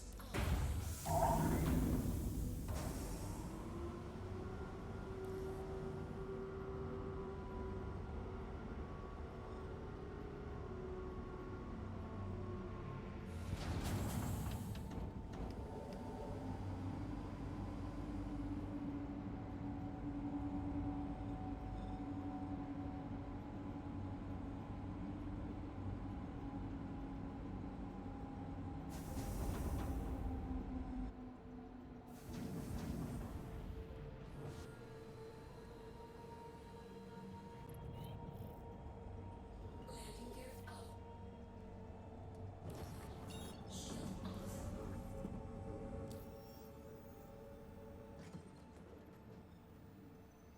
Oh, you talking about macros? How does that work? Macros. Is it like a game glass implementation?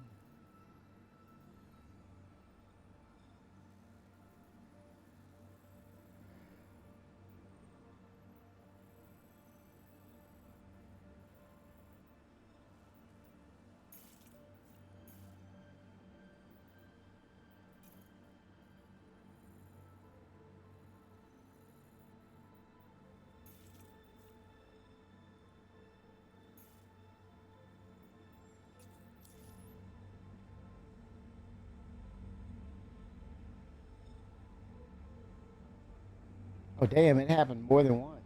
Whew. Yeah, that's a hard one. It would take It would just take you telling me about it. I'm good, man. I'm good.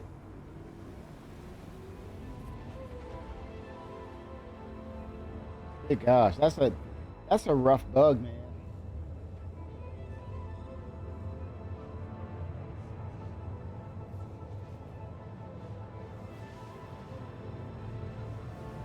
For sure, that is chilling. That is chilling right there. That's some chilling right there.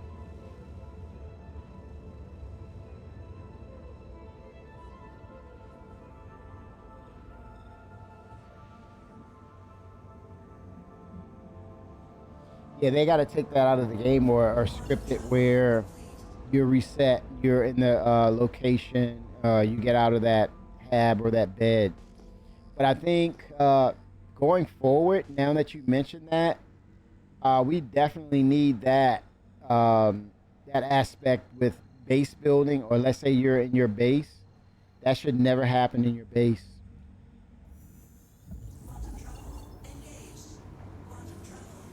It should never happen in your base. This gives the opportunity for them to say, you know what? What about that thing that happens in the hangar?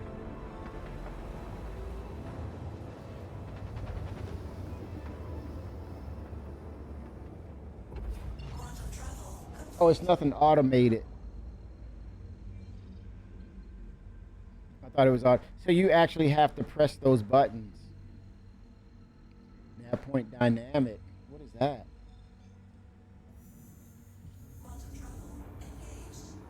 Is this for the new flight model? I see this description. Description is called nav point dynamic. Wow. Oh, and then it's automatically it starts over. That's pretty cool. So that nothing times out.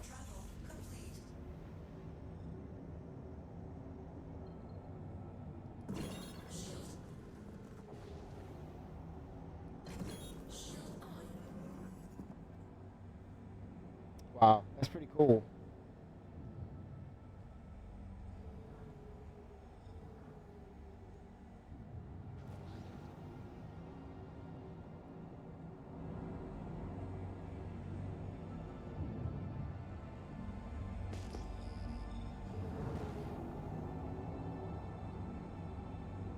Oh, that looks like a ship out there. Not hostile.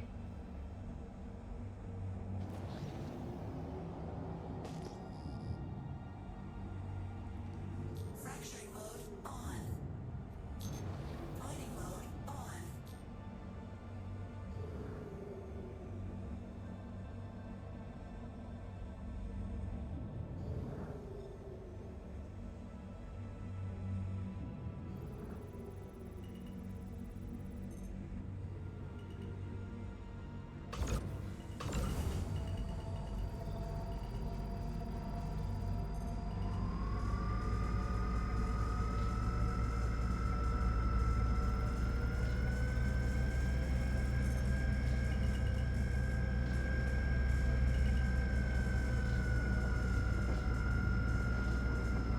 Warning.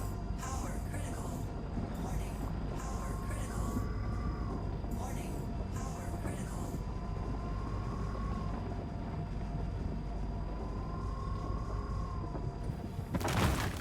All right. Oh shit! I knew it. I knew it. Go go go go go go go go go. Go go go go. Someone's firing on me. Mining mode off. Shield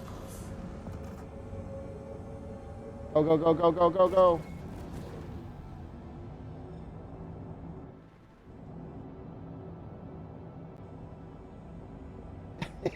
Oh man.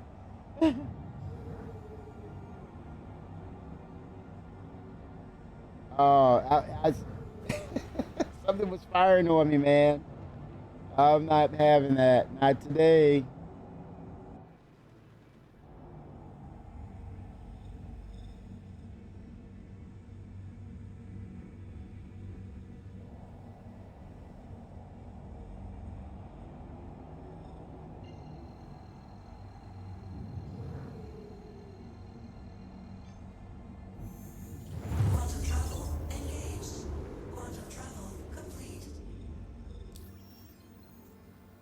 Not gonna happen, boss.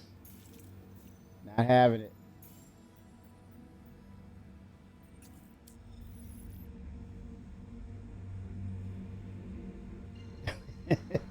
Something fired on me. And I'm like, I'm out. Quick reactions, man. Quick reactions. Keep your head on a swivel in the game. Holy smoke.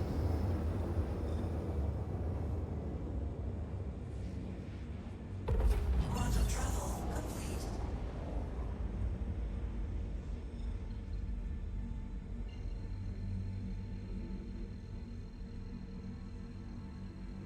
Let me try the dark side, man.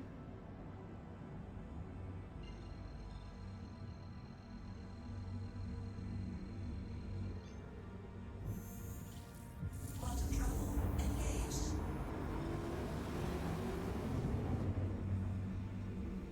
So nav mode is going away. We talked about it. Nav mode is dead.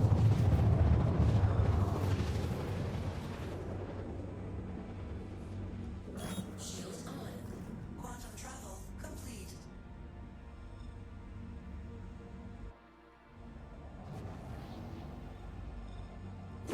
Shield on.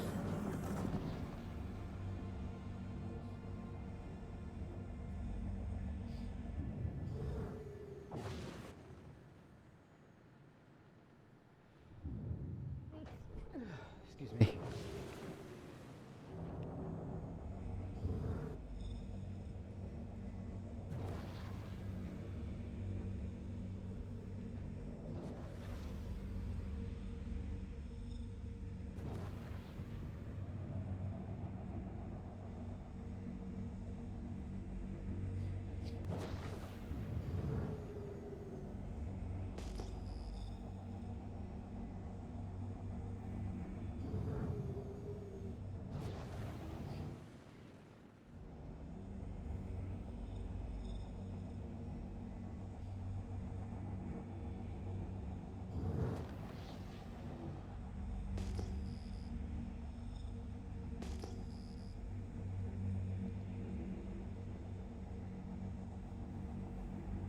Picked up something.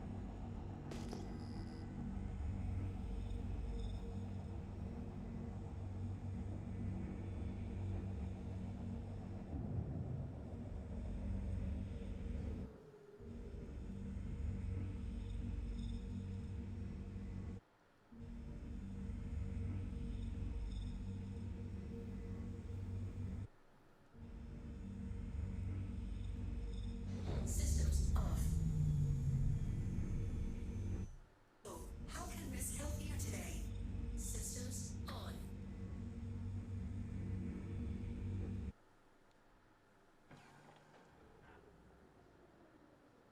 I don't know. My systems are like they're stuck. So I know the old method. Stand up, sit back down. Maybe that will reset it.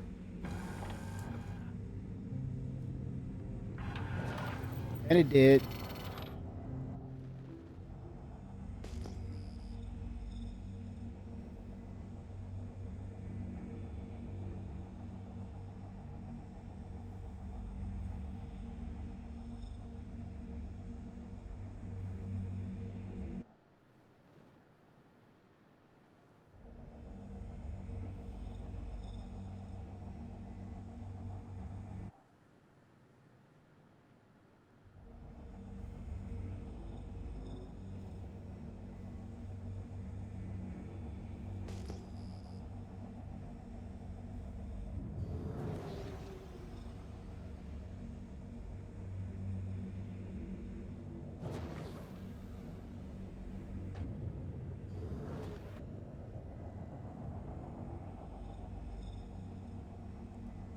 Fracturing mode on.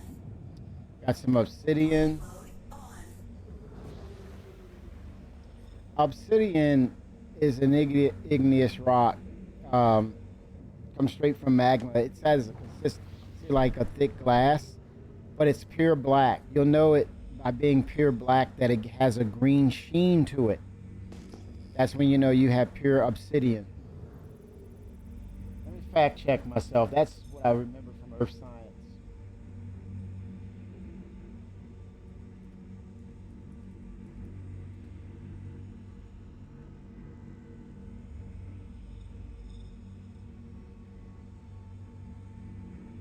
Yeah, volcanic, which sometimes called igneous, but obsidian is naturally occurring volcanic glass form when lava cools rapidly with minimal crystal growth. It is hard, brittle, and amorphous. Amorphous has various colors and patterns depending on the impurities and inclusions. Um,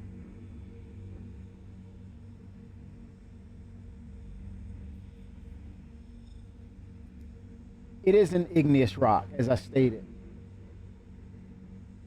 Here you go, chat. There you go. Um,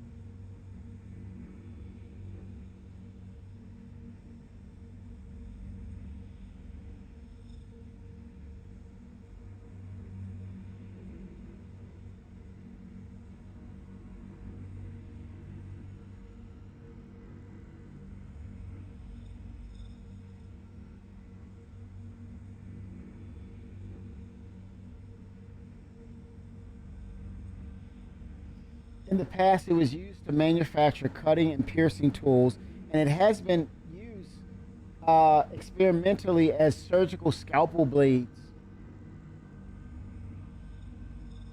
Color usually black, sometimes green or brown, rarely yellow, orange, red, or blue.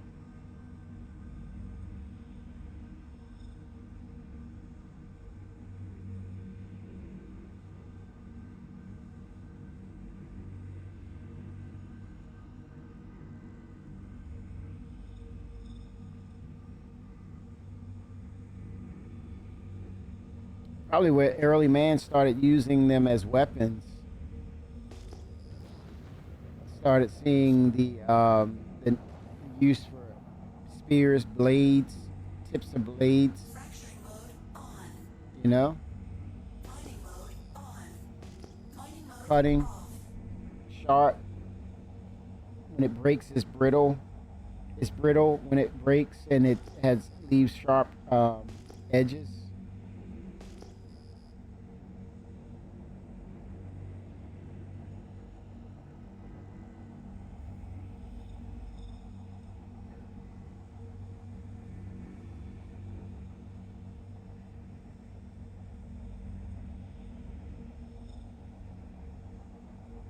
Mirrors. Yeah. They used it as tools. Yep.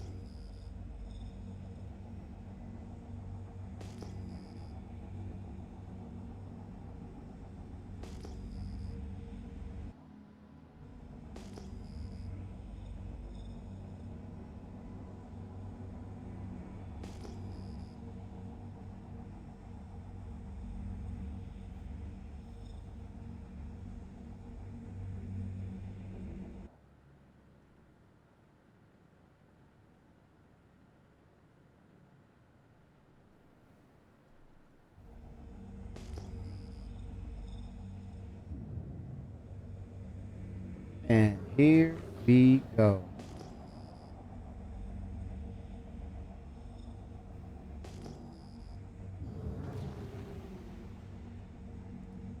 Fracturing mode on. Mining mode on.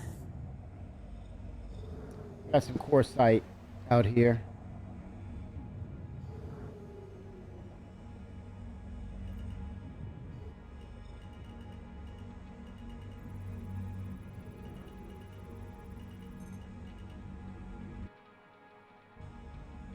Watching behind me.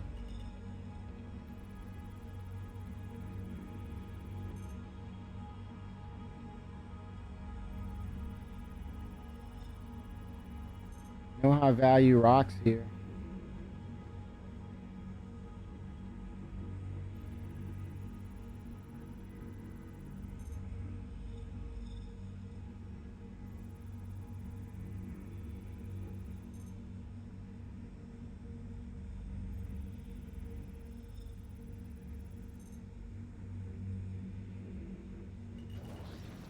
Really nothing of value. All right, moving on.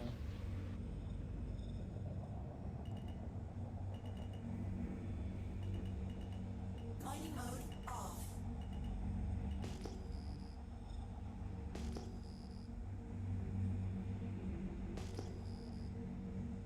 So yeah, I do see changes in the scanning UI. A little more intuitive. Look at that. Pick it up the signal. I like it. Not trying to recreate the wheel here. It's functional. It's consistent. It's stable. I think some things in the development you try to knock it out of the park, and then there's other aspects of it you want to keep it simple. And it's about the integration of all these key things that will help with or helping to ensure that the game plays very well, and not going all in on everything with super detail, because like I said, it could also have a detriment to how things perform in game.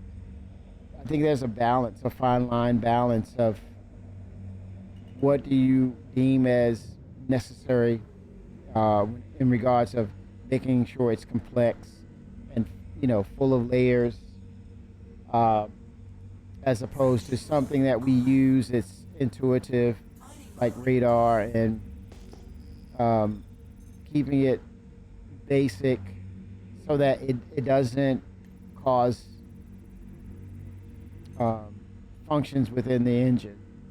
But I think when it comes to scanning radar on a multiple or capital ship, multi-crew capital ship, then you need to bring in more integration so that it validates the person being a crew member with that functionality, gives them things to do, and then makes them a functional member of the crew, and having them assigned as being the best that they can be for that particular discipline on board.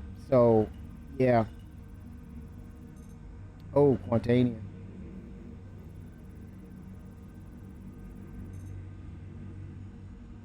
Do I risk it? 45%. It's not a lot, man. I'm not falling for it. Passing.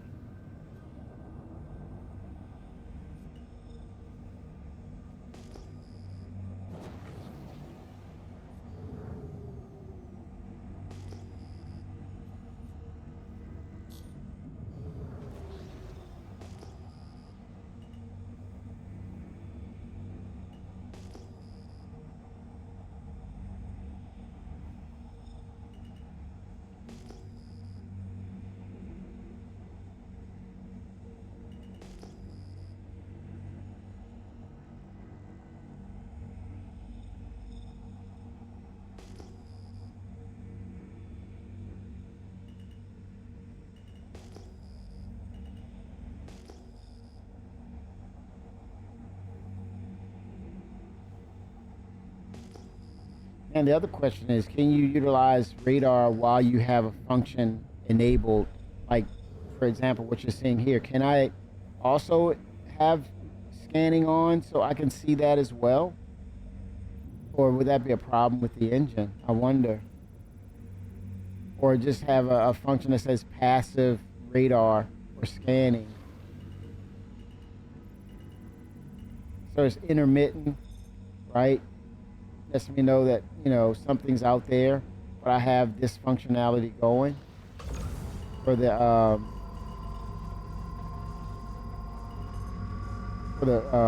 process that I need to use, which is mining.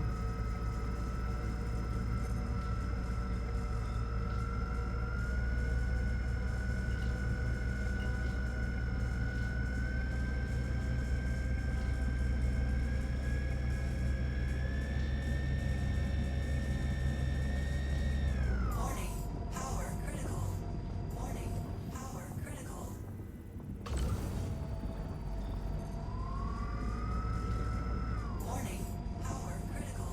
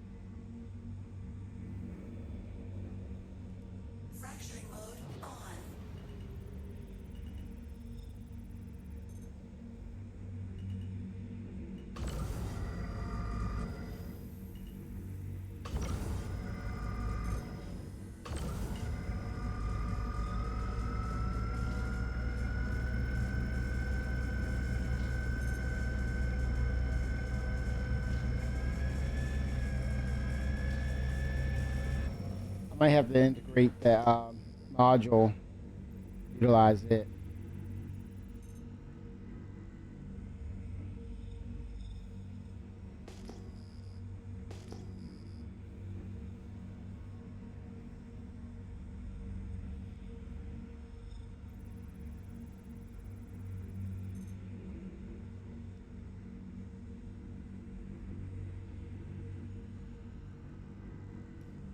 All right, let me.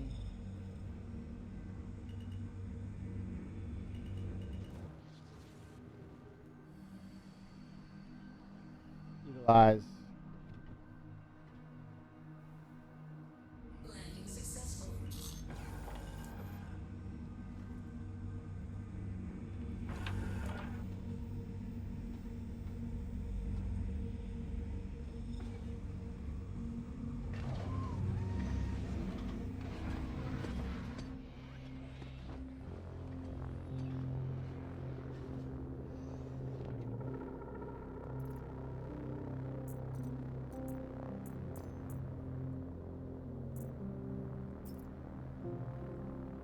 The Ocunis.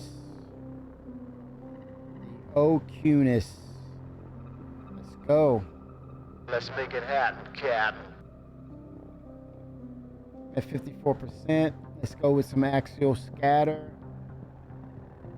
Oh, its hits keep coming.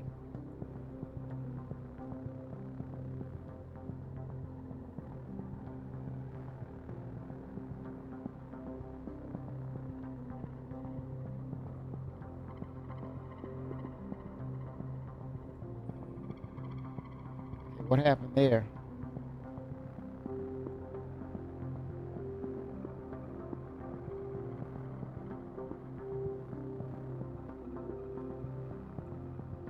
Axial scatter gives it 77%, which will not activate it. Let's try the field range. Change the ranges there. Make adjustments there.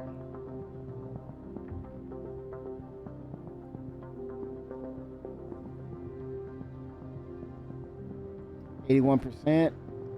Propagation. Let's go ahead and make adjustments with propagation.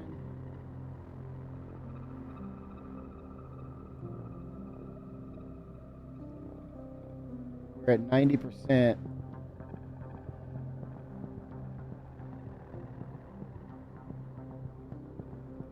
$91 to be exact. I can activate now. Hopefully, it gives me a bigger window now with the Ocunis. That's its major function, is to increase the optimal window. Let's give it a go. It's about that bottom line, baby.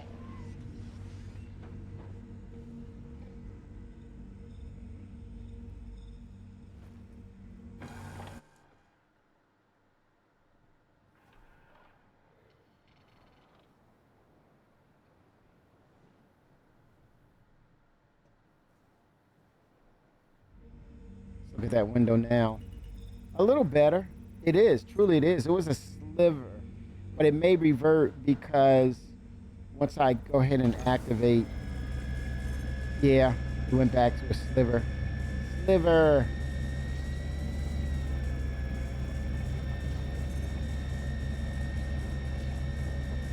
Warning, power critical.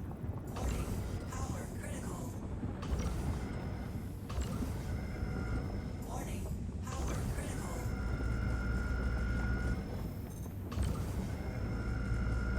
Warning, power Ah.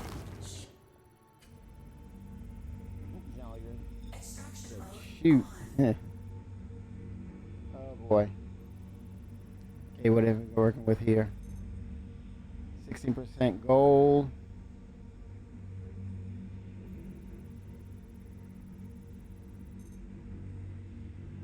%. Come on now. Need better numbers than that.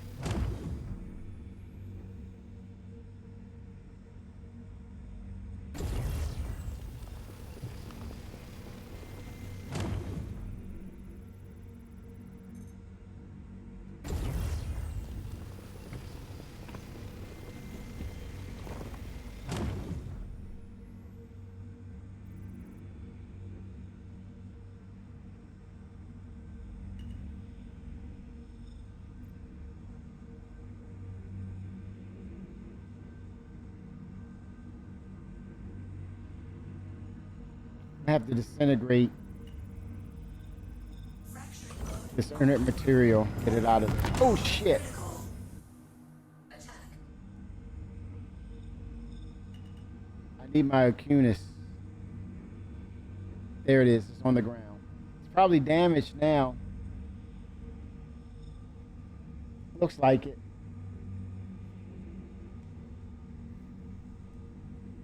Might have damaged it.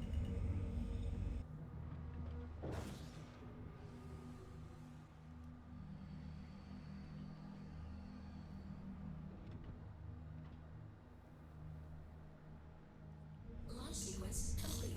Oh crap! I might have. Focus 3. Yeah. I like that raw power. You talk about because the Focus 3 gives you that extra bit for the window.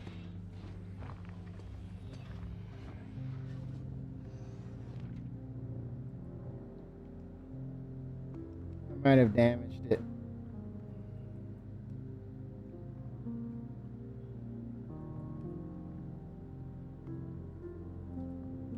It's like I can't even grab it.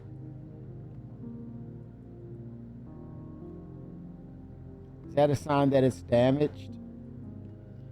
Yep. It's compromised, probably.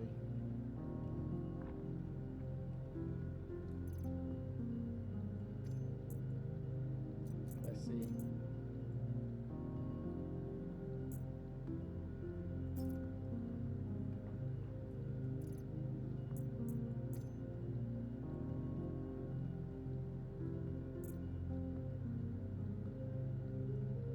Let's see if it's working. Oh crap, look at that. Sparkalicious.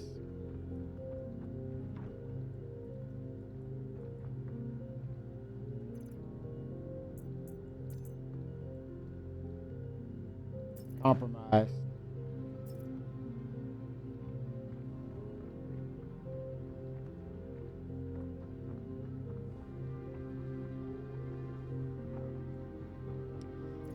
Yepers. No good. Garbage.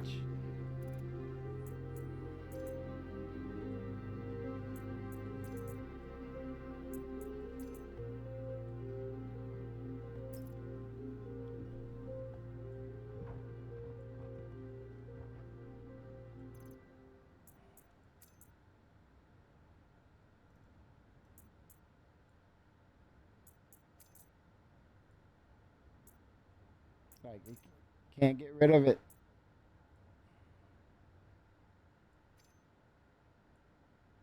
Yeah, got rid of it that way.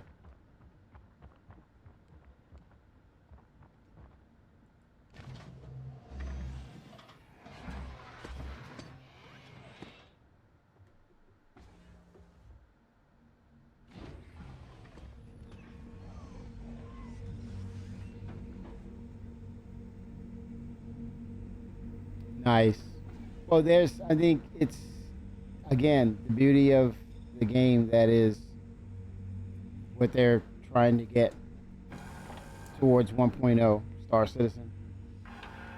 It's so many options and so many differences that allows players to gravitate to what works for them or what they're accustomed to or what they kind of excel at. That's pretty neat, man. And the sharing of information to be better with the tools that's created. Not a lot of games out there like that.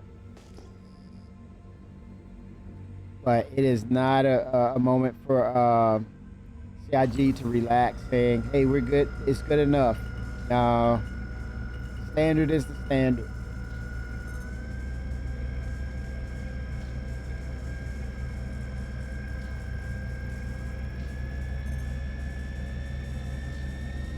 I'll probably try that, Finra. Or switch them out in the field in real time as well. Have options.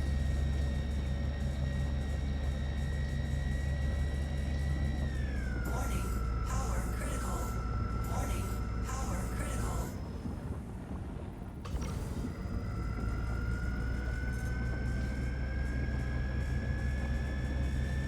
Warning.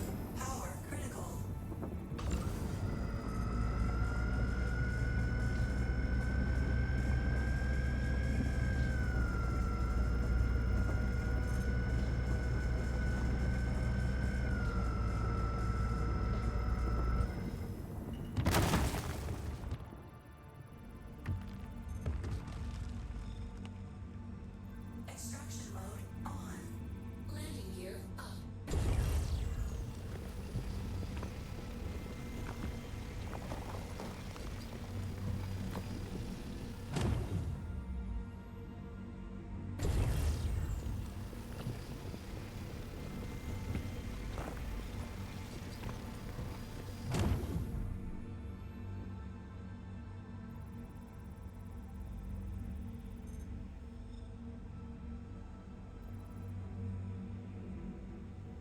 Okay, let's see here.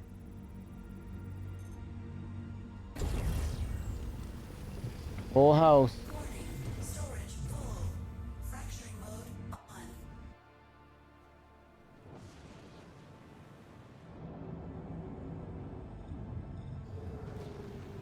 Shield off.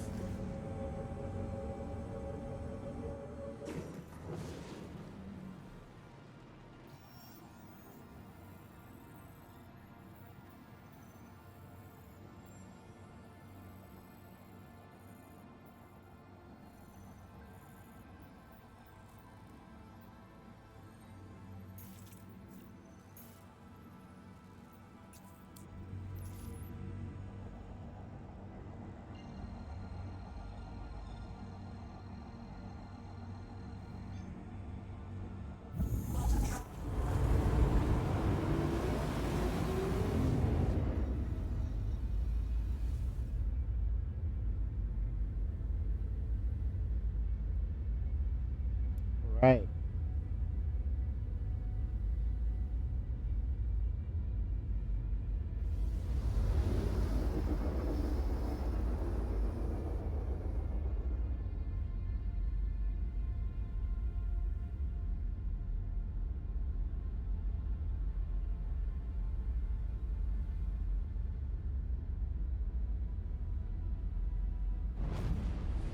Awesome.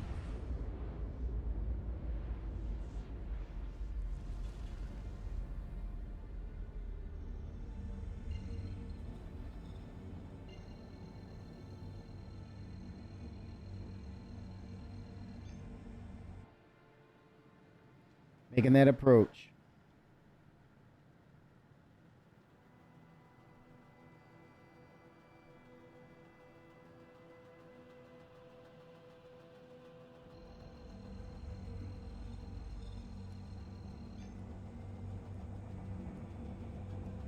Shield on.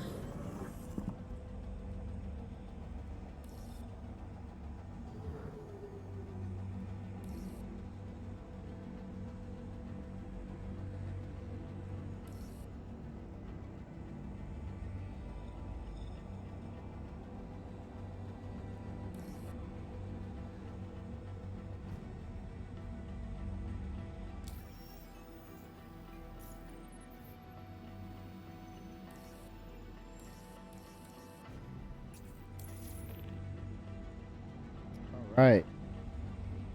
Hangar privileges. Quest is complete. On my way.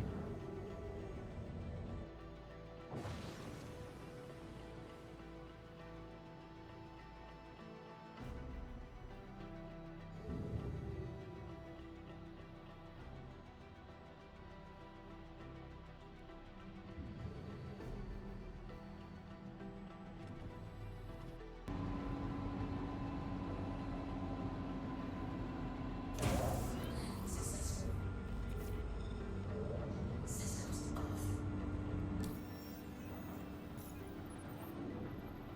Do some maintenance, refuel, repair. There we go.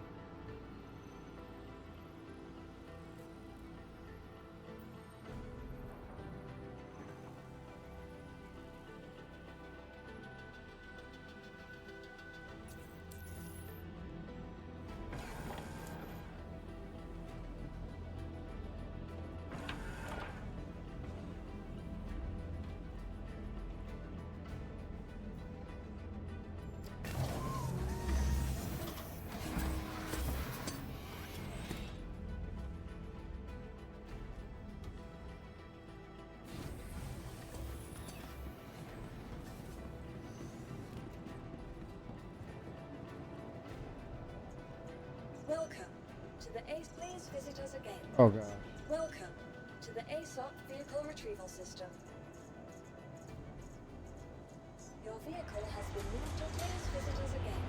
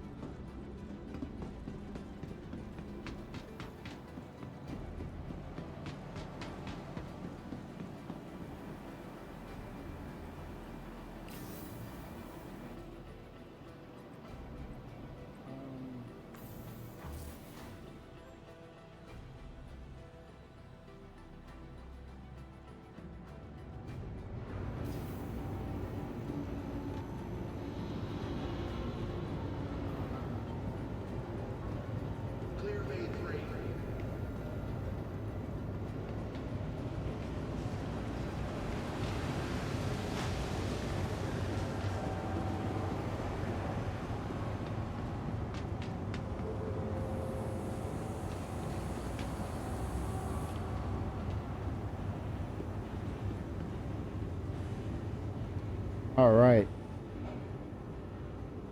Let's look at those work orders. One is completed. Nice. Go ahead and fill up that Andromeda on Kalyani.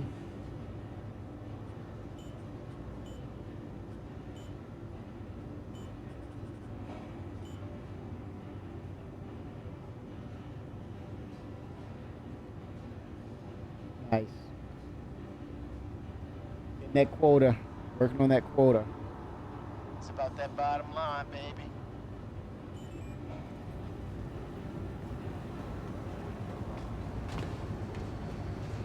Someone from accounts, please contact management. Accounts, contact management. Thank you.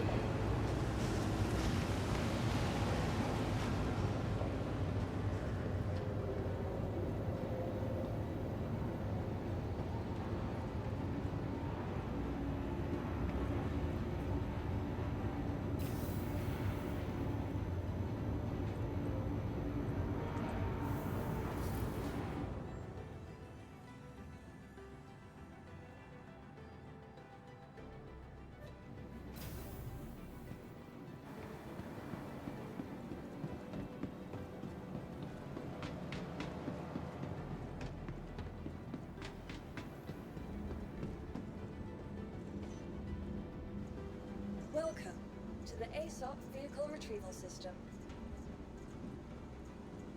Vehicle selected. Your vehicle has been delivered. Please visit us again.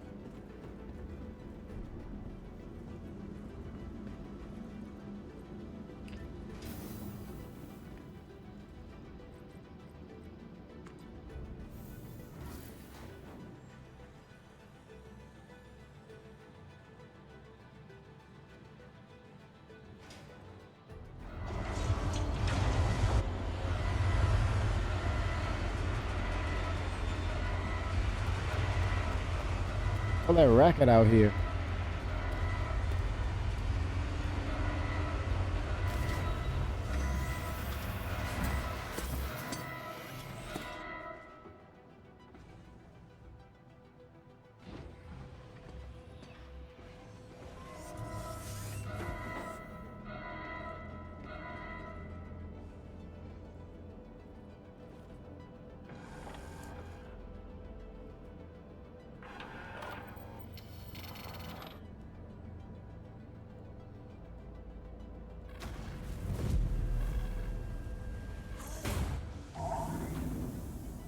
Uh-oh. My foot resting on the pedals. Pressed. Oh, do what it do, man.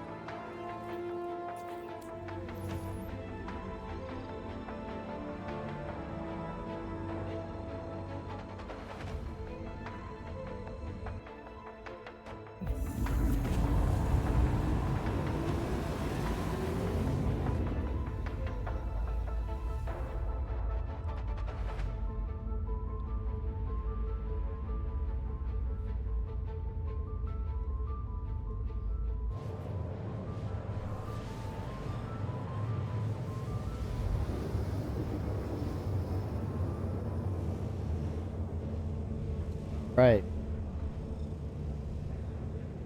Get some Quantanium.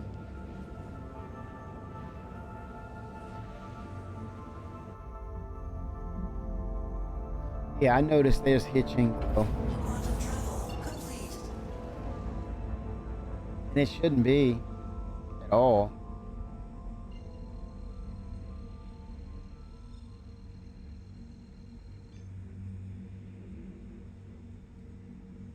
Doing a cool down. Quantum travel engaged. Quantum travel complete.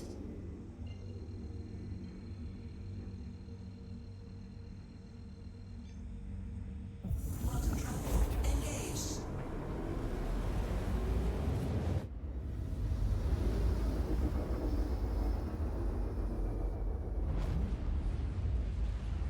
Quantum travel complete. I wonder if we will hear any progress for what is it? Planetary Tech 5 for Virtual Citizen Con. It's one of those things like, would they be ready to show more or give an announcement on when, or do we not see Planetary Tech 5 at all? I would I wonder. Oh, 7 Shimpasta. Yeah, we just talking about some of the things regarding CitizenCon Virtual, and it just came to me. It was like, would they talk about Planetary Tech 5, or do we see more of it, or would it not be mentioned at all?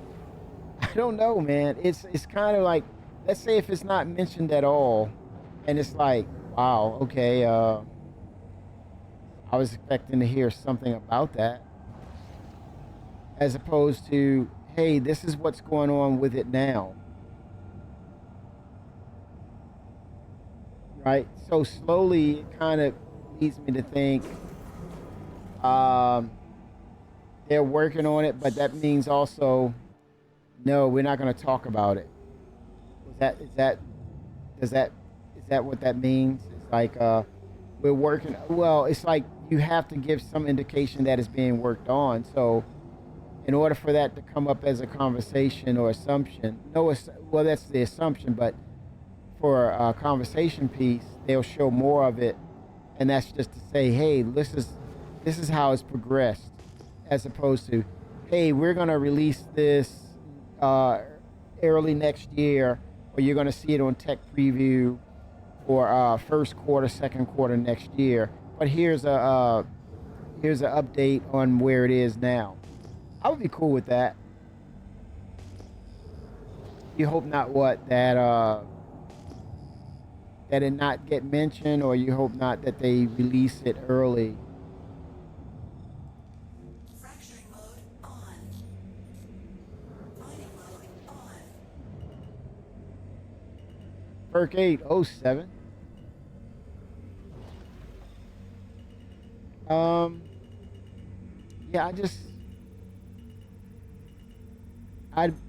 Yeah, they would have to do more than just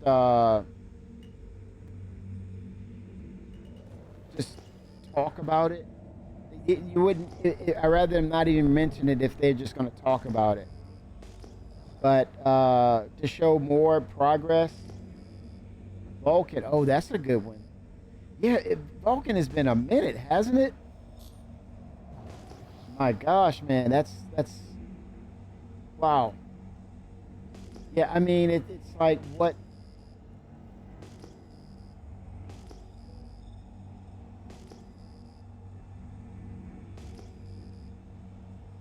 Patch. Oh, the Vulcan is in the main branch. Okay, yeah. But now it's like, is it activated? No. Yeah, yeah, do you risk dropping that in CitizenCon, or, I mean, visually, you're going to see not a dramatic difference, I guess. I think it'll be subtle upticks and things. Or maybe some effects. I don't know. Wow me, CIG. Prove me wrong. If they show off Vulcan, what could it do? Maybe frame rates will increase exponentially. That would be a plus. You get much better frame rates.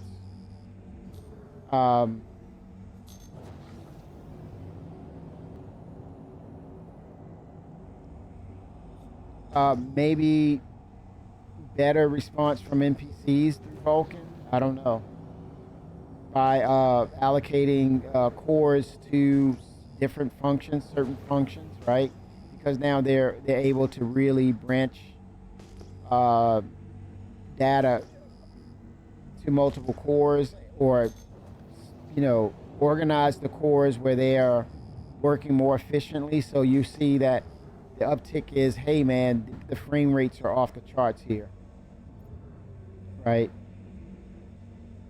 That would be a wow factor, them talking about it. But then to say that it would be released, where I think we've over the years have become gun shy too of the timing and when something will be delivered. It's still there's no synchronization of it right now. It's just we're always super cautious when we talk about when something's coming, when something is going to be released. We're like really gun shy about it.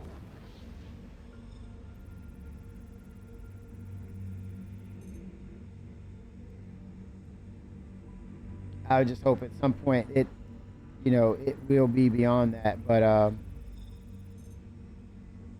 yeah, they just have to keep pushing on, right? But yeah,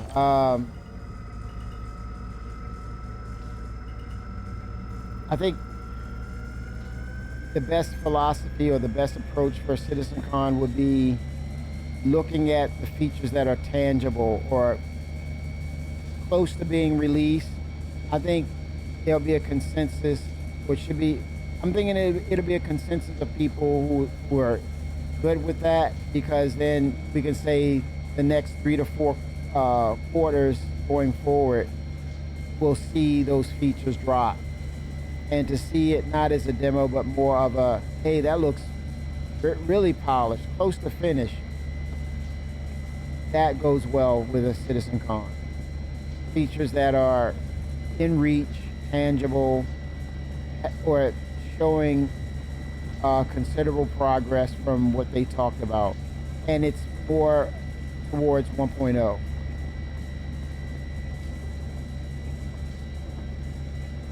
Yeah, the dates have never worked. Dates have never worked well with CIG and the community.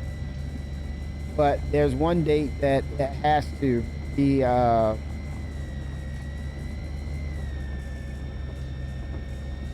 part of the conversation that has to stick and be on time. That's Squadron 42 announcement.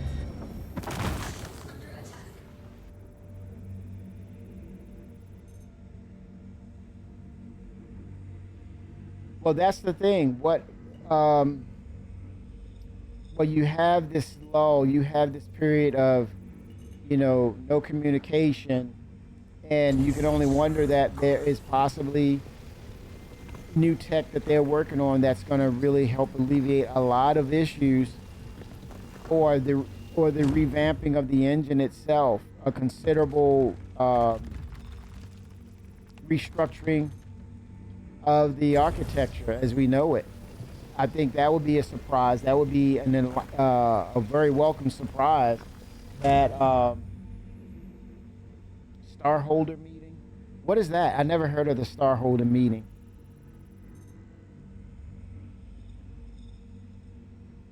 But I would say that would be really cool to know, or we're wondering, hey, what's been going on? And then they say, hey, I'm glad you asked, because we've come up. And I think they can do things like that. They have done things like that with iCache and things of that nature. It changed considerably. But yeah, it could be, shareholder. Oh, very nice. Yeah, I would like that. I would like that. But no doubt, it's all about Squadron 42 and the release date, and they're gonna have to follow and adhere to it. Damn, that went so good.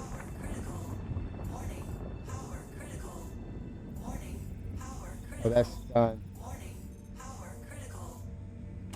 Oh, damn. Oh, wow. Even from this distance.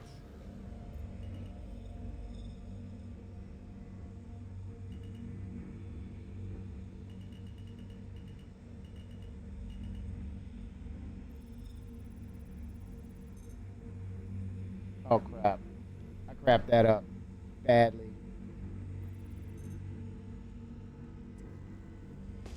Ay, ay, ay.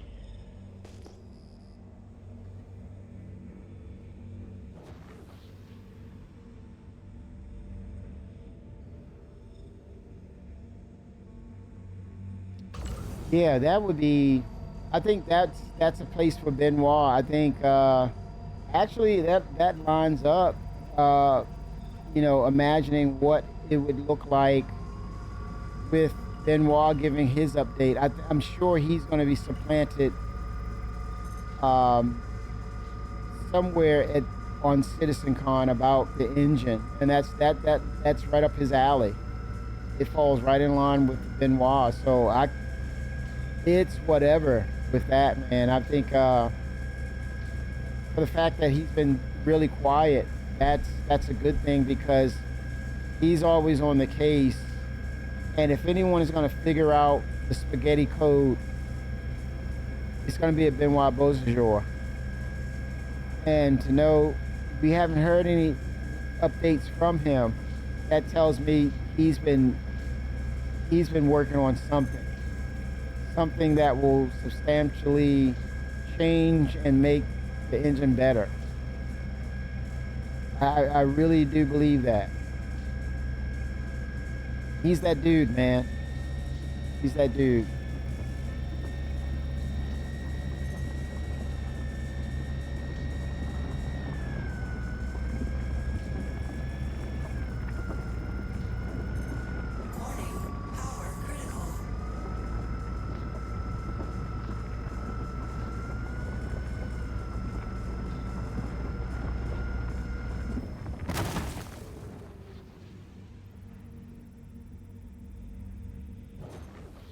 Yeah, there's some weird stuff happening, and they have another patch, so it makes you wonder.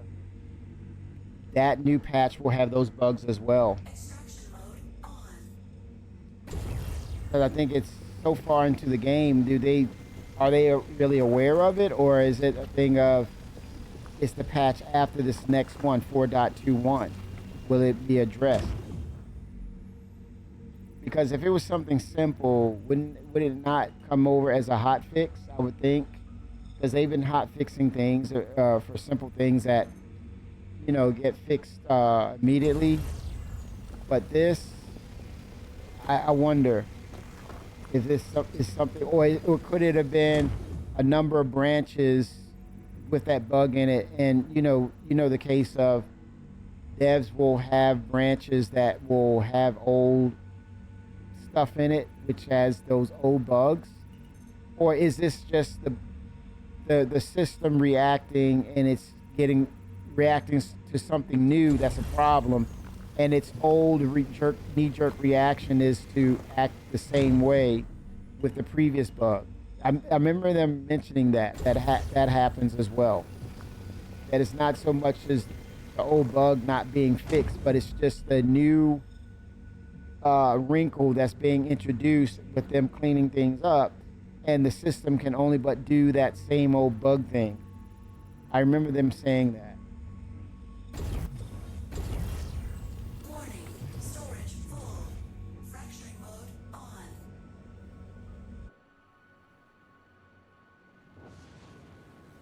You can overwrite a fix. Okay, potentially. And the longer it stays separate from the main branch, the more risk you have for errors. Yes. So maybe the hot fix will come after that, and then it will get ironed out or filtered out. Hence, did we just explain hot fixes and purposes for hot fixes, Shimposta?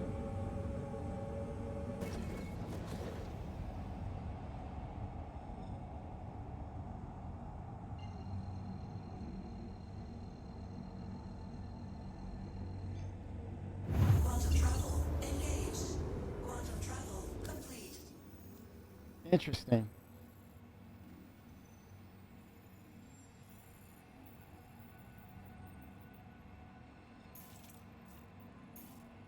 Very interesting. That the hot fix could potentially iron out those old knee-jerk reactionary bugs. Trespassing. Osiedo. I was talking about that station for scanning probes and that's Osiedo. That's the station that's going to be part of Squadron 42.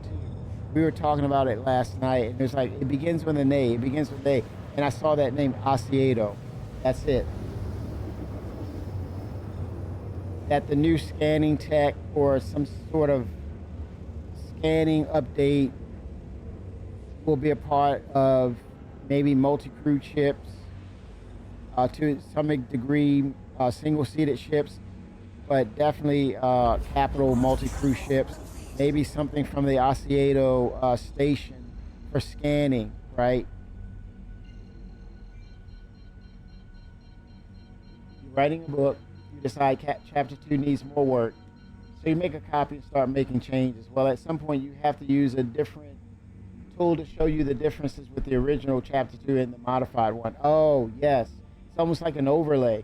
So in code, there's usually multiple people checking in code to the main branch. So if there's no sub branch that has not been merged in for like a year, trouble will occur.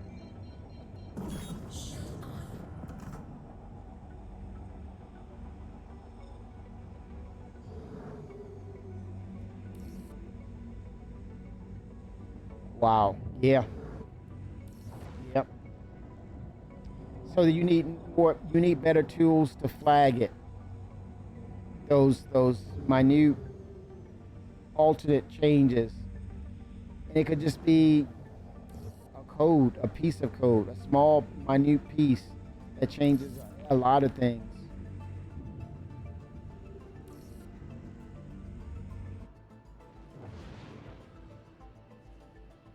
Yeah, and they're going to continue to improve because the things that they don't catch, maybe it will be incorporated into the next scripting for that tool, right?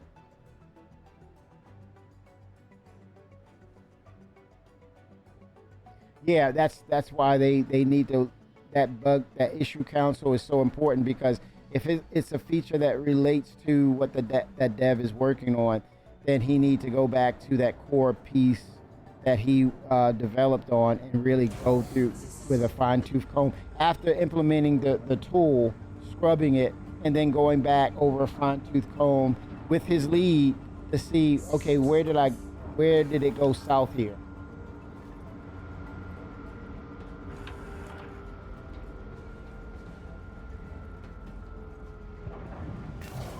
For sure.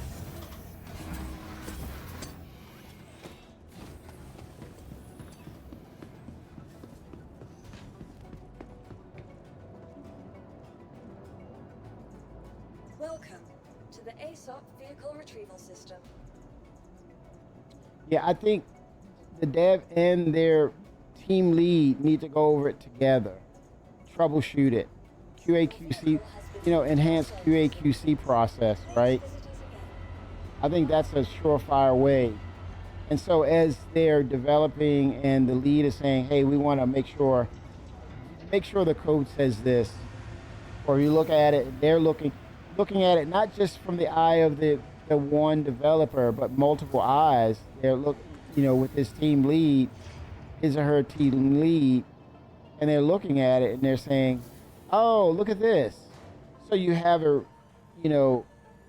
reflective experience of they're also looking for you, or also looking out, you know, seeing outside the box on their perspective and helping them to, hey, did you notice this? Oh, I didn't notice that. I think that would be tremendous. They probably already are doing that. It's just that it can be that difficult or complex. But I think that's a surefire method or way to find methods to ensure quality and stability is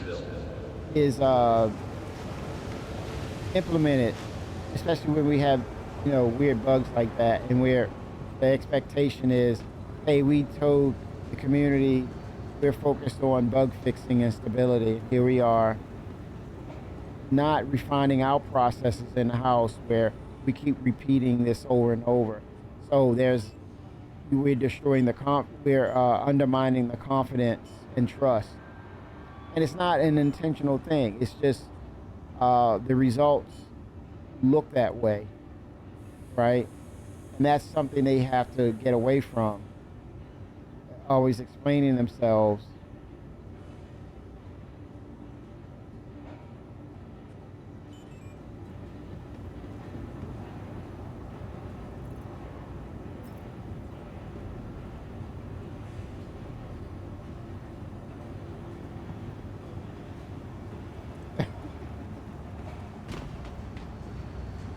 Clear bay 3.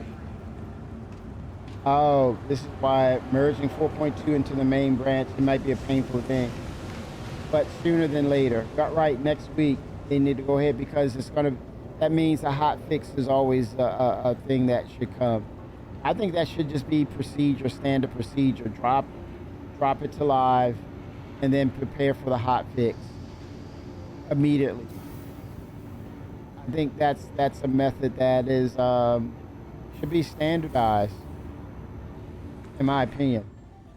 But they may have the answer. They may say, okay, we are doing that. We're doing something a little better than that. And yet still, the perception is, oh, they're not focused. They need to do this. They need to do that. Welcome to the ASOC Vehicle Retrieval System.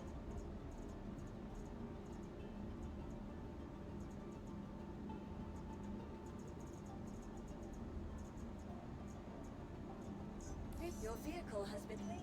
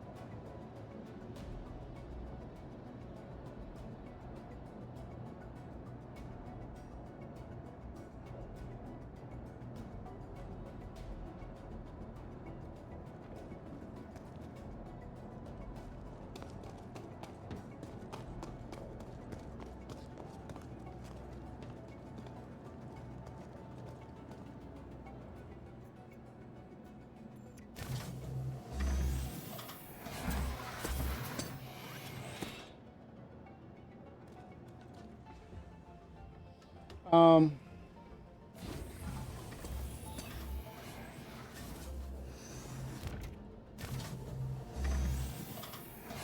I'm wondering if there's other systems that's holding that process back. Of sometimes maybe things fail because there's too much desync and lag, and some things come across like they're a bug, but they're not. And I'm not dismissing the actual bugs, but some things can come off as, hey, that's a bug, when it could be the desync and latency could be such a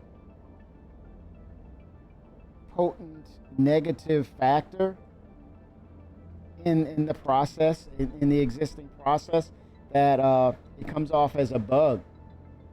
And it's just the dependency is, man, as soon as they get Vulkan where we can realign and put more features on or spread these out across cores, that there's these draw calls that all there. Let's say you have this fast internet at home and you got everything 100% pulling on the bandwidth simultaneously. Imagine what what that's going to be like. And I think exactly, Vulkan is going to be the traffic cop. Vulkan is going to be the alleviator of saying, hey, calm down. I'm gonna get you all lined up here. All right, you need to be on that core. You need to be in that core. You have that core. Now, I'm going to reserve 2 extra cores for anybody who's screaming Bloody Mary that they need to have attention put to them. But now, going forward, this is how we're going to operate. New sheriff in town. And then the other things that are perceived as, hey, man, this is running really good. I wonder what's going on here. They're really, and it's like, oh, wait a minute. It was Vulkan implementing this and redistributing the cores in the appropriate way. Wow, really? It was that important that we needed that? Yeah. Well, damn, man.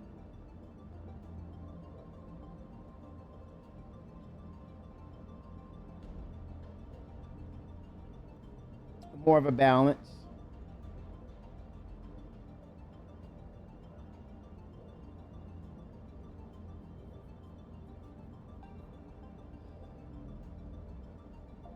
Yeah. Yeah, that's why they're incorporating AI to help. But, that's the other thing, too. What NVIDIA is also proposing, right? This is a scary proposition to Intel, to AMD, and their graphics division as well. They're looking at, well, hell, man, NVIDIA is talking about a CPU, GPU deal, right? They're going to make their own CPUs, and we got the cheat code on both aspects, right? We got the cheat code now, and it's like, oh, crap. And, oh, yeah, and they're using AI as well. So it's like the trifecta that they're integrating into game with their technology, NVIDIA. And now the pressure is on, more so for Intel, because they still have no heads or tails regarding their CPUs, man. And AMD's like, yeah, you got our attention. That means it's not about what Intel is doing anymore. It's about being on our best behaviors and making sure that what we have is crucial to the future of all aspects of how we do business, because they're coming for us. And yeah, we're not really worried about Intel, and we're not even thinking about Intel as far as a graphic card branch. They're in the mud right now. They're like, help. I need somebody, not just anybody. Help me if you can. And people jumping ship like a rat with the ship going down, right? The rats are jumping ship out of Intel. But it tells you, what have you been doing, man, to all this time you've been sitting on the top, sitting on the perch. And this is terrible, dude.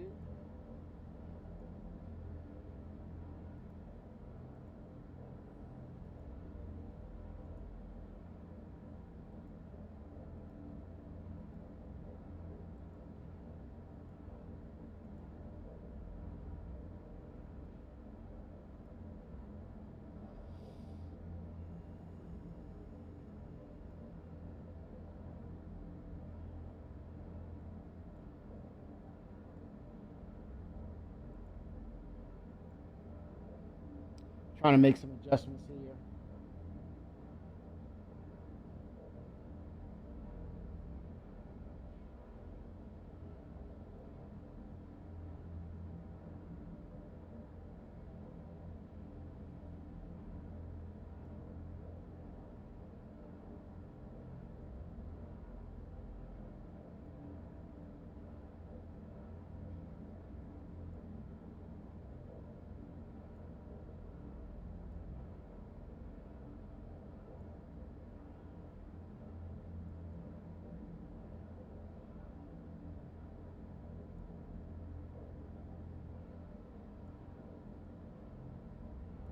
I better not go idle, man. Vic was just talking to me about going idle.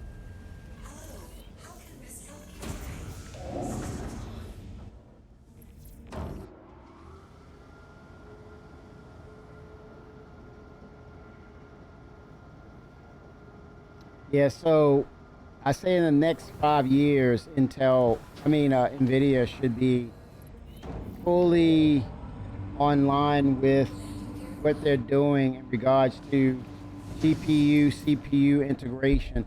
But the problem is with that, it's not going to help them any bit if they have chain supply issues like they have now with the 50 series.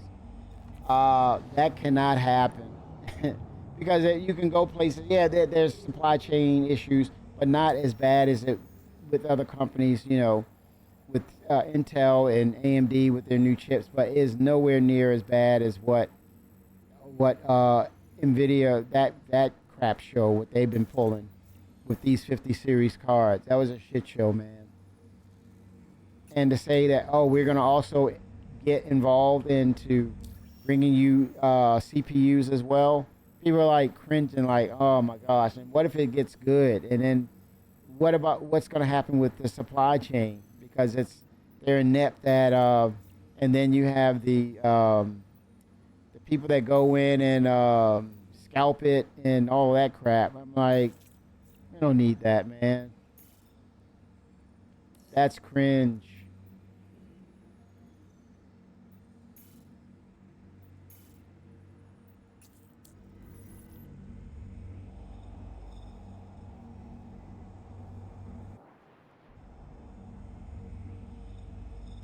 Okay, 1 second, chat. I'm gonna do this real quick.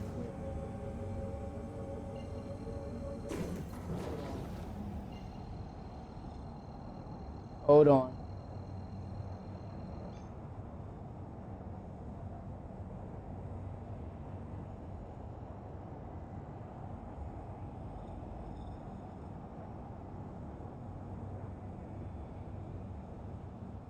Oh shit.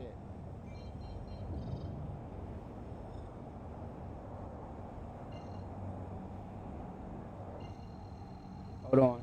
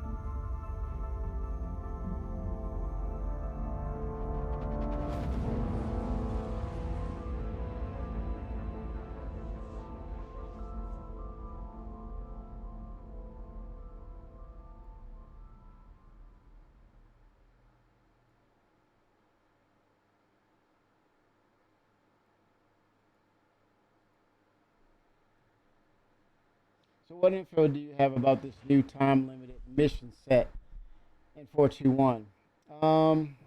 Not much. I think I'm barely scratching the surface of it as well, Shimpasta.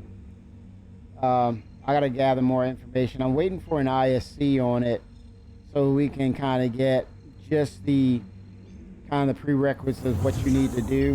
I'm kind of waiting on it because I don't want it to be led by rumors. So I could have tried it in PTU, but Oh, 7 Coffee Gaming. So, NVIDIA and AMD are having supply issues. I blame the scalpers and Bitcoin miners more than them. Yeah, I think they got to fight and find a way to get to their base, which is the gaming community, coffee, making and ensuring that the efforts that in regards to purchases that they get the items first. You know, that there's ways that, you know, you got to call for your order as a real person or place the order. Best Buy's been doing that lately too, where you actually place the order with a personnel on phone, and that happens that way. So it's not a bot buying stuff or AI buying multiple items. I don't know how you mitigate, you work around that, right? I don't know.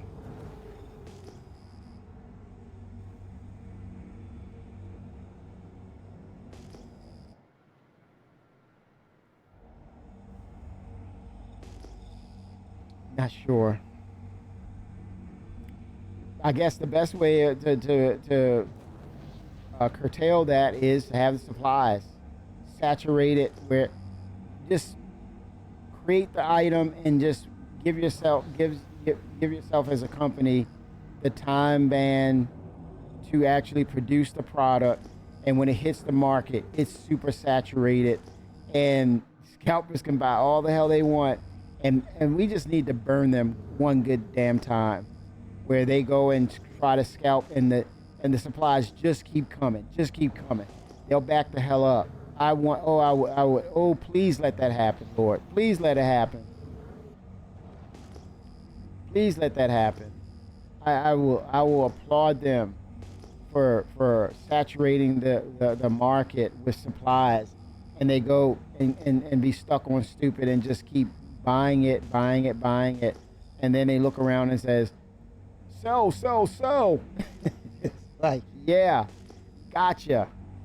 They'll be less apt to pull that BS, man. And then let them get berated by the crowd, by the mob. How stupid are you, buddy? Matter of fact, let me go ahead and sell you mine at this price, so I can go back and get me another. I'll beat your price. Joking like that. Here, let me sell you this one. Looks like you need some help in learning how to sell that product right, buddy. Oh, I would love it. Just desserts. That's what I call it. Oh, really? How did that happen, Shapasta?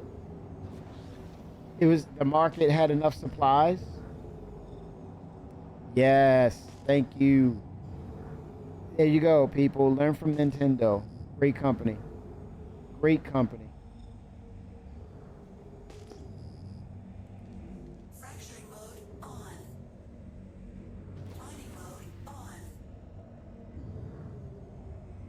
And there's a form of solidarity that has to be addressed as well with the gaming community to say, hold it, hold the line, let's not buy.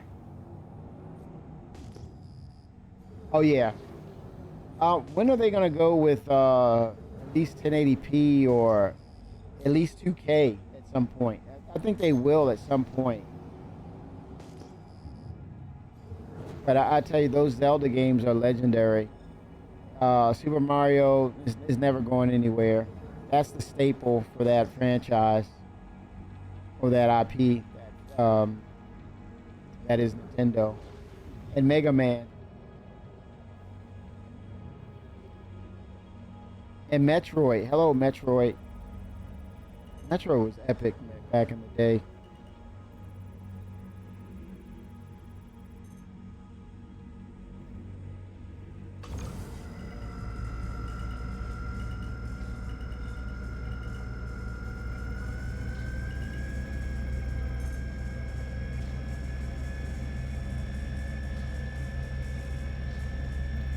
This might be my wax on, wax off method. Warning. Power critical. Warning. Power critical. Yeah, it's gonna be my wax on, wax off method.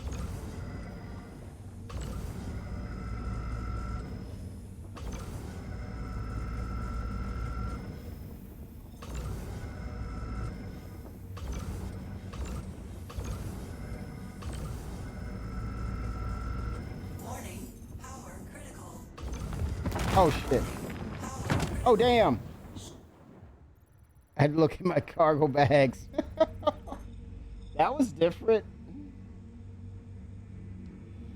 Crapola, man.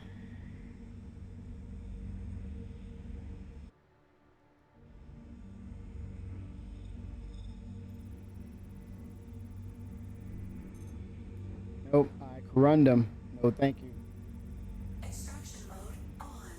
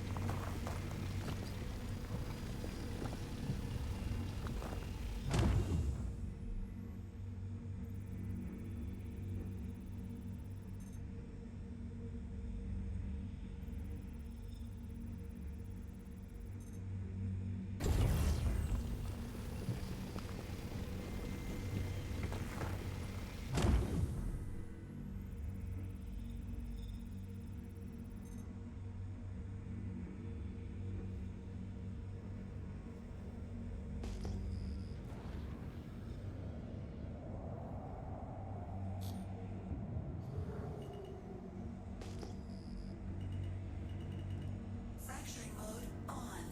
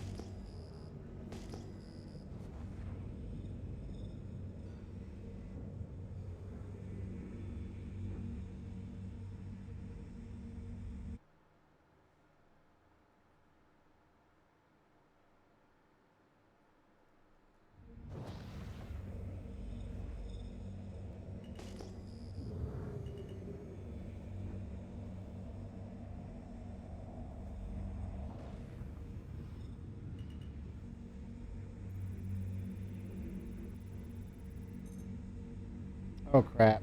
Crap rock.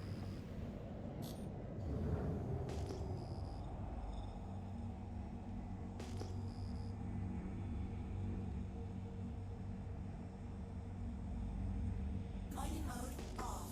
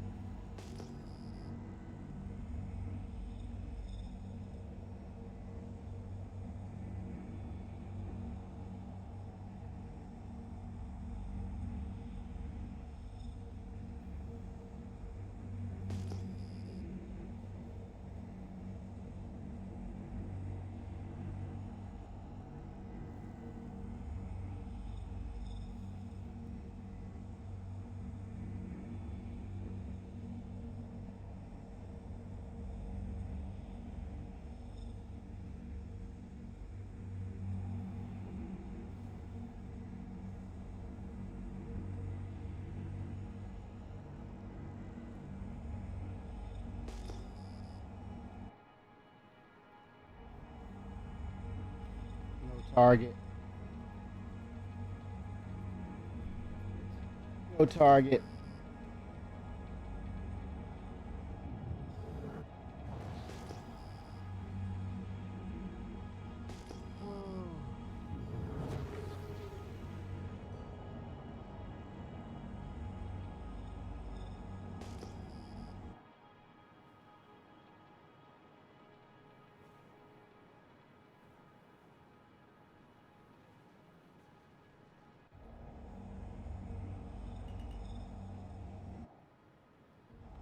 God, it's super bright.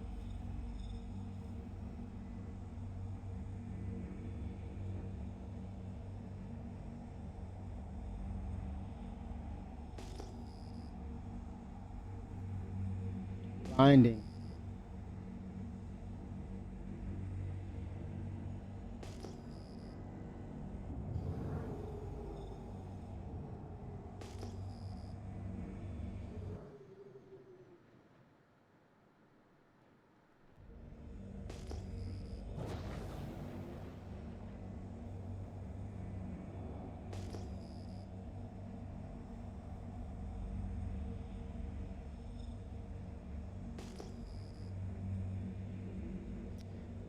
I gotta look into how much would a underpowered power supply hold back a graphics card and CPU. It doesn't have the proper wattage or the higher ceiling power supply wattage to, so that, in other words, would the graphics card be hindered? Let me see.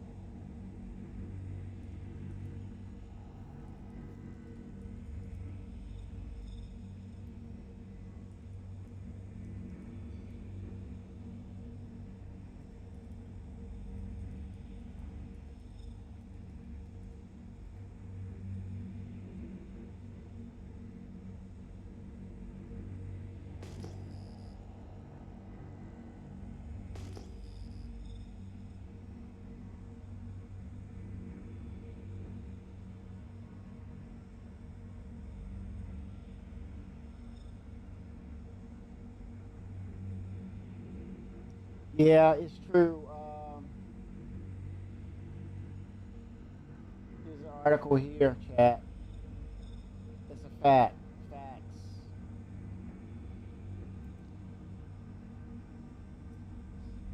In the world of gaming, maximizing FPS frames per second is often the ultimate goal for players looking for a smooth and immersive gaming experience.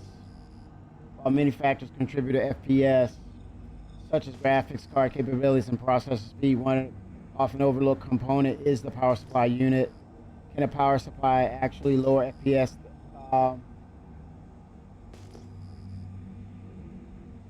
Power supplies are responsible for a steady and sufficient amount of power to all the components within the gaming system. While it's commonly believed that a higher wattage PSU leads to better performance, the relationship between PSU and FPS is not as straightforward as it seems. Factors such as the stability of the power delivery, overall efficiency, and voltage regulation all play a role in affecting FPS. By examining these various factors and understanding the potential impact on gaming performance, we can gain a deeper insight into whether or not a PSU can truly lower FPS. Let me see how it factors out.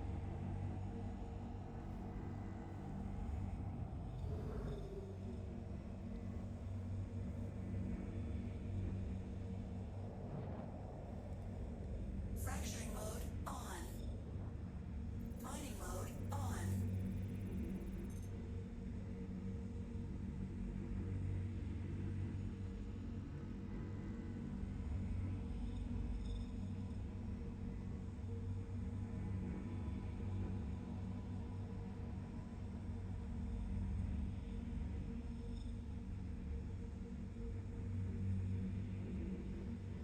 Yep. Okay.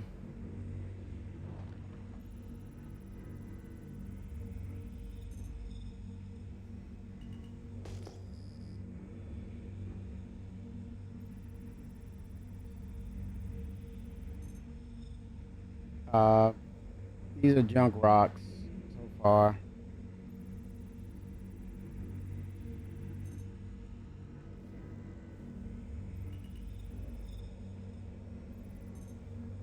That's gold. That's not bad. Surface Make sure it was a, I gotta fracture it. Fracturing mode on. Gotta be careful. Let me turn this down.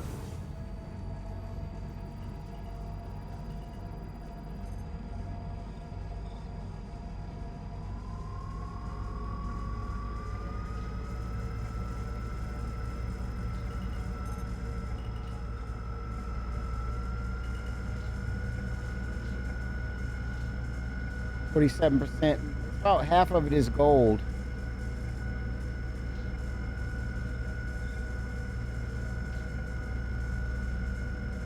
Wax on, wax off. Audio is cutting in and out. Okay. How is it now?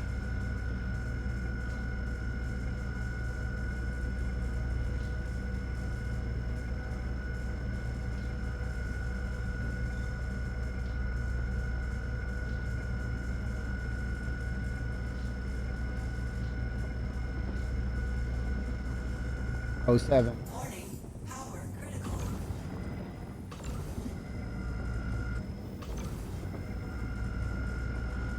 Warning. Power critical. Warning. Power critical. Warning.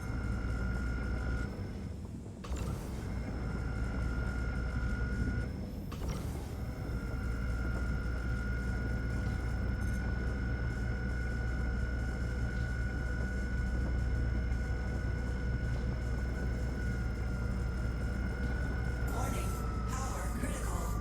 Warning. Power critical.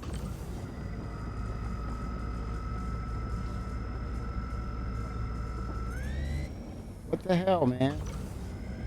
That's spike. That's a hitch. Power critical. It was hitching. Warning. Power critical. Warning. Power critical. Warning. Power critical. Warning. Power critical.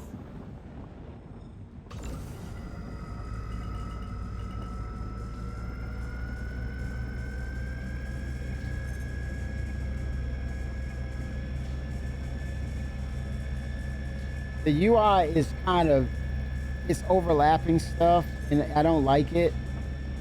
They need to clean this up on the mining UI. Warning. Power critical. Warning. Power critical. Warning. Power critical. Warning. Power critical. Warning. Power critical.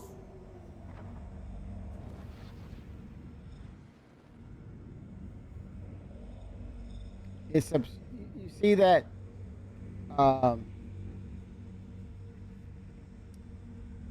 altimeter, I believe it says km or the distance. It should no way have any. It should be brought on the left side of the afterburner. You see where it says km right over here? It says under km. That should not be over here. It should be in line over here. Clean it up, CIG. I mean, you know you can, but that's if that's a means of for you to say I'm gonna make that's my way to make it more complex or difficult for the miner. No, that's not good. It's obstructing the view. Shouldn't have that overlap like that. You can easily put that on the left side of that afterburner symbol. Or switch them around or flip them. Use the afterburner on the outside of that meter and bring the KM indicator to where the afterburner notification is. Clean it up.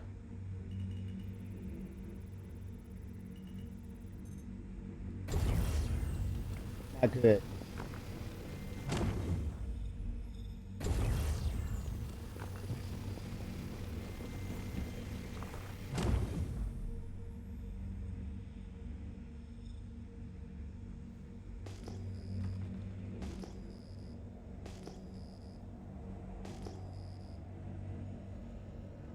Cluster here. I think I saw that cluster, didn't I? I went away from it.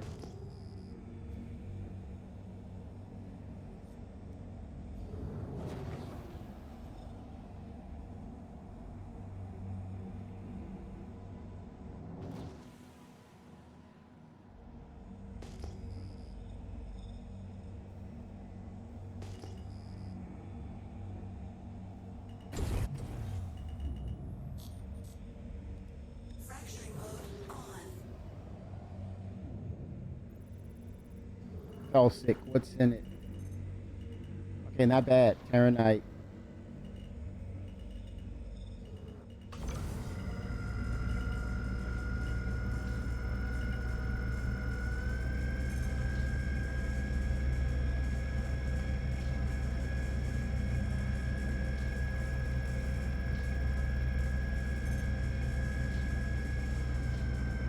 Warning, power critical.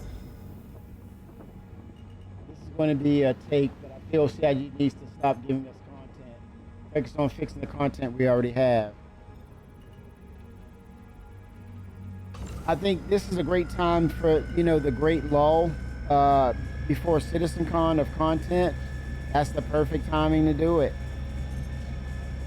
At least have a strike team to go in and really dial it up, get it in.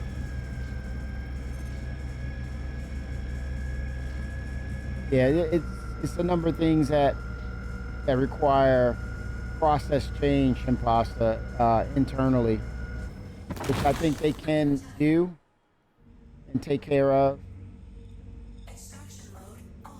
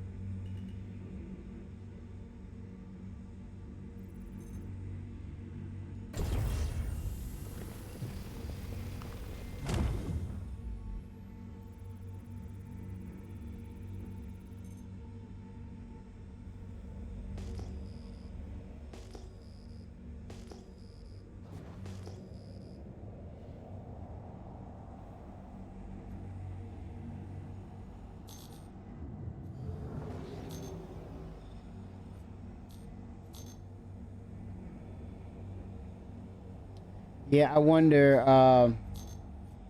if it's a dependency on the engine's architecture, the net coding to make that better. And it's right now, it's just like, okay, this is what all I can do right now. I need to just drop it in and let people have at it and see where it is. So when the improved net coding comes in, we're going to see a better experience. That's a possibility of what's happening right now. Yeah, it can't stay this way. Can't stay this way. And they know it. They got to come up with something that's going to work. Because the things that you're mentioning, it's not sustainable. It doesn't make for long-term playability.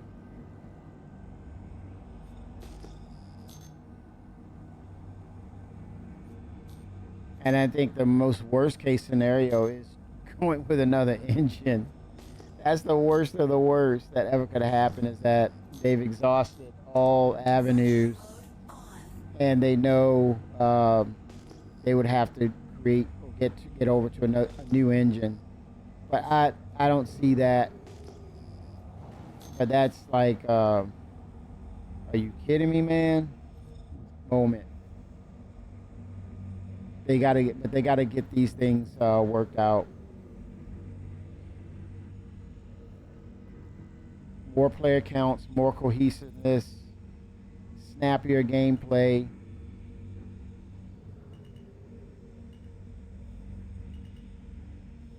Like someone's already here.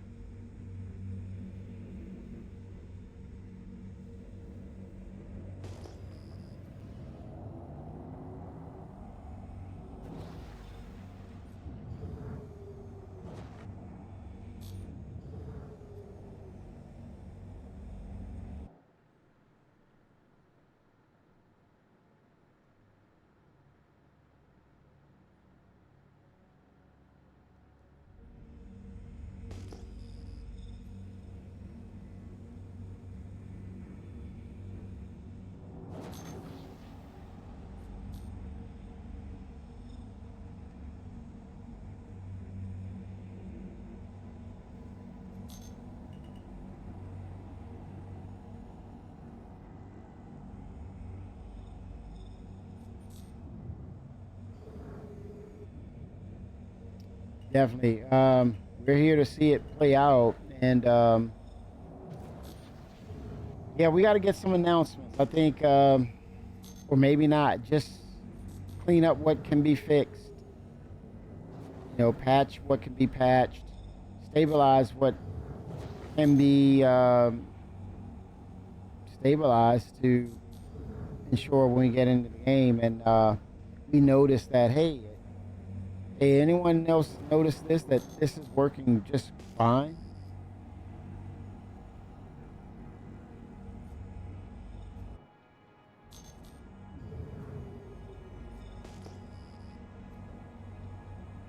I think that should be the consensus on performance and stability. That should be a consensus.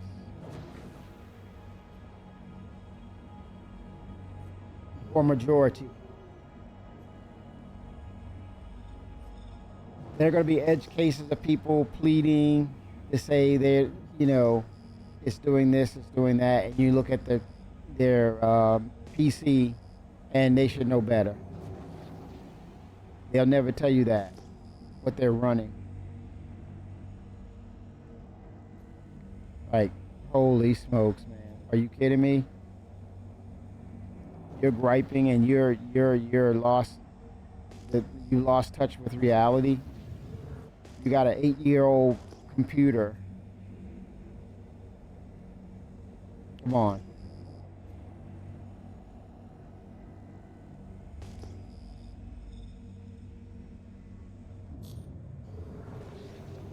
Got to factor that in as well.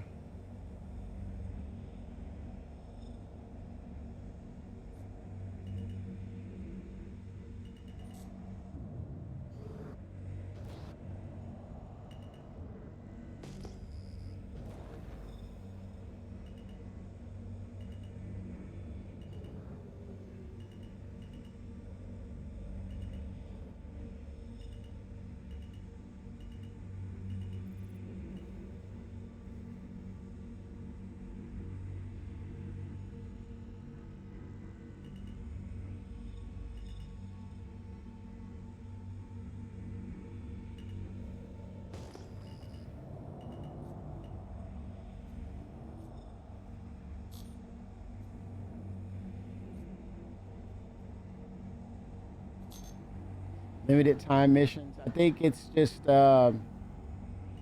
they know that it may require dependencies so that it plays out the way it was intended. So the limited time means we're going to see the potential of fun this mission is, so we can pull it when we have the dependency that will actually ensure that it plays right. Then we'll drop it then, but in the meantime, we'll go ahead and drop it for that limited time. We'll pull it and do as many optimizations as we can. And then when that dependency is finished, whether it be Vulkan or dynamic meshing, whatever the case may be, or further optimizations, then they'll bring them back.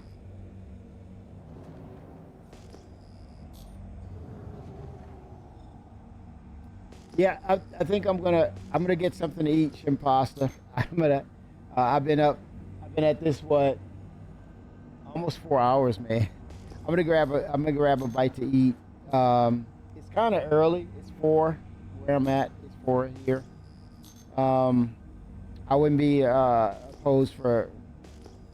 not be really opposed to not coming back.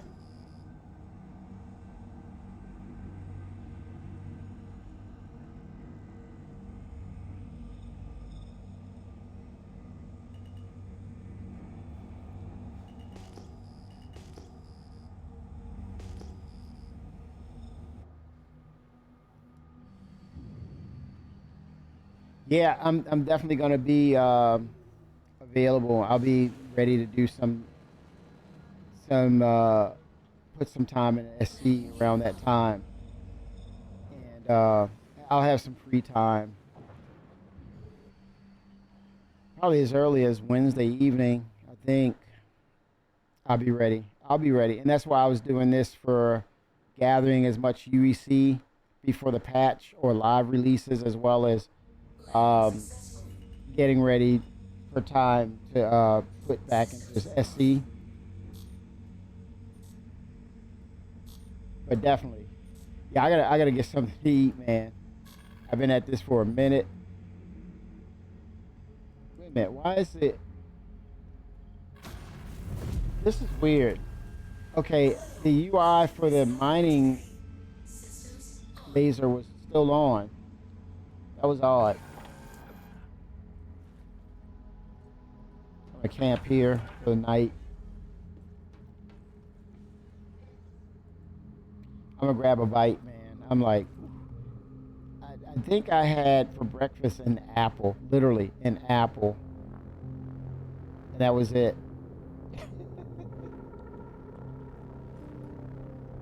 Yep, I'm gonna get some food.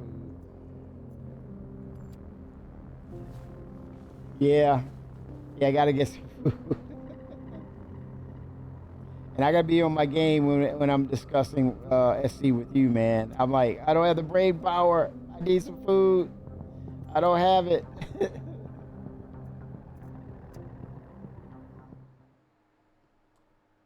But 07, I would not be opposed to jumping back in and seeing what's up. But for sure, we'll probably get some.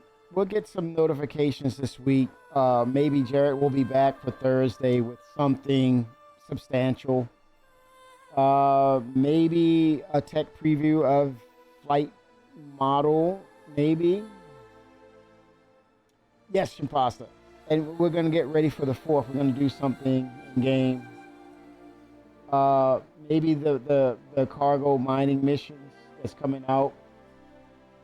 That would be cool.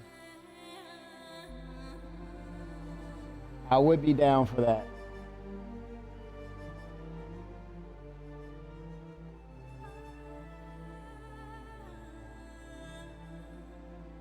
Let's see what's going on out here.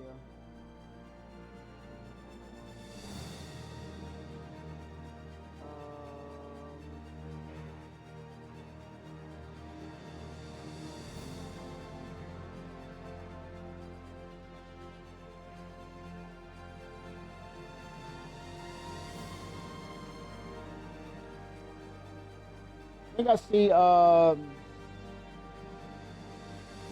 Pagan Linux Geek doing something in Star Citizen.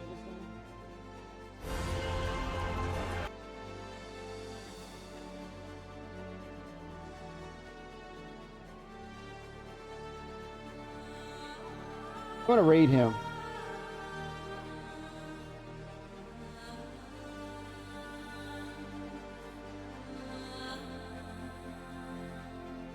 I'm gonna grab something to eat and see where my head is at.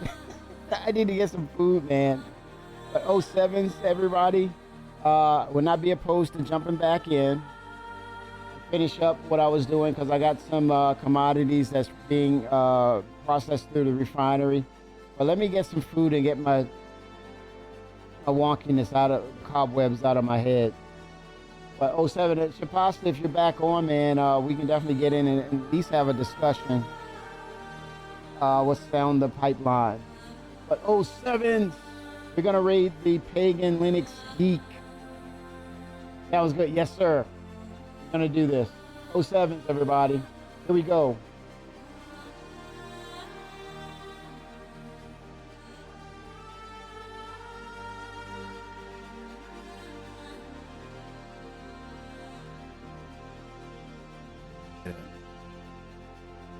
Looks like our best price is going to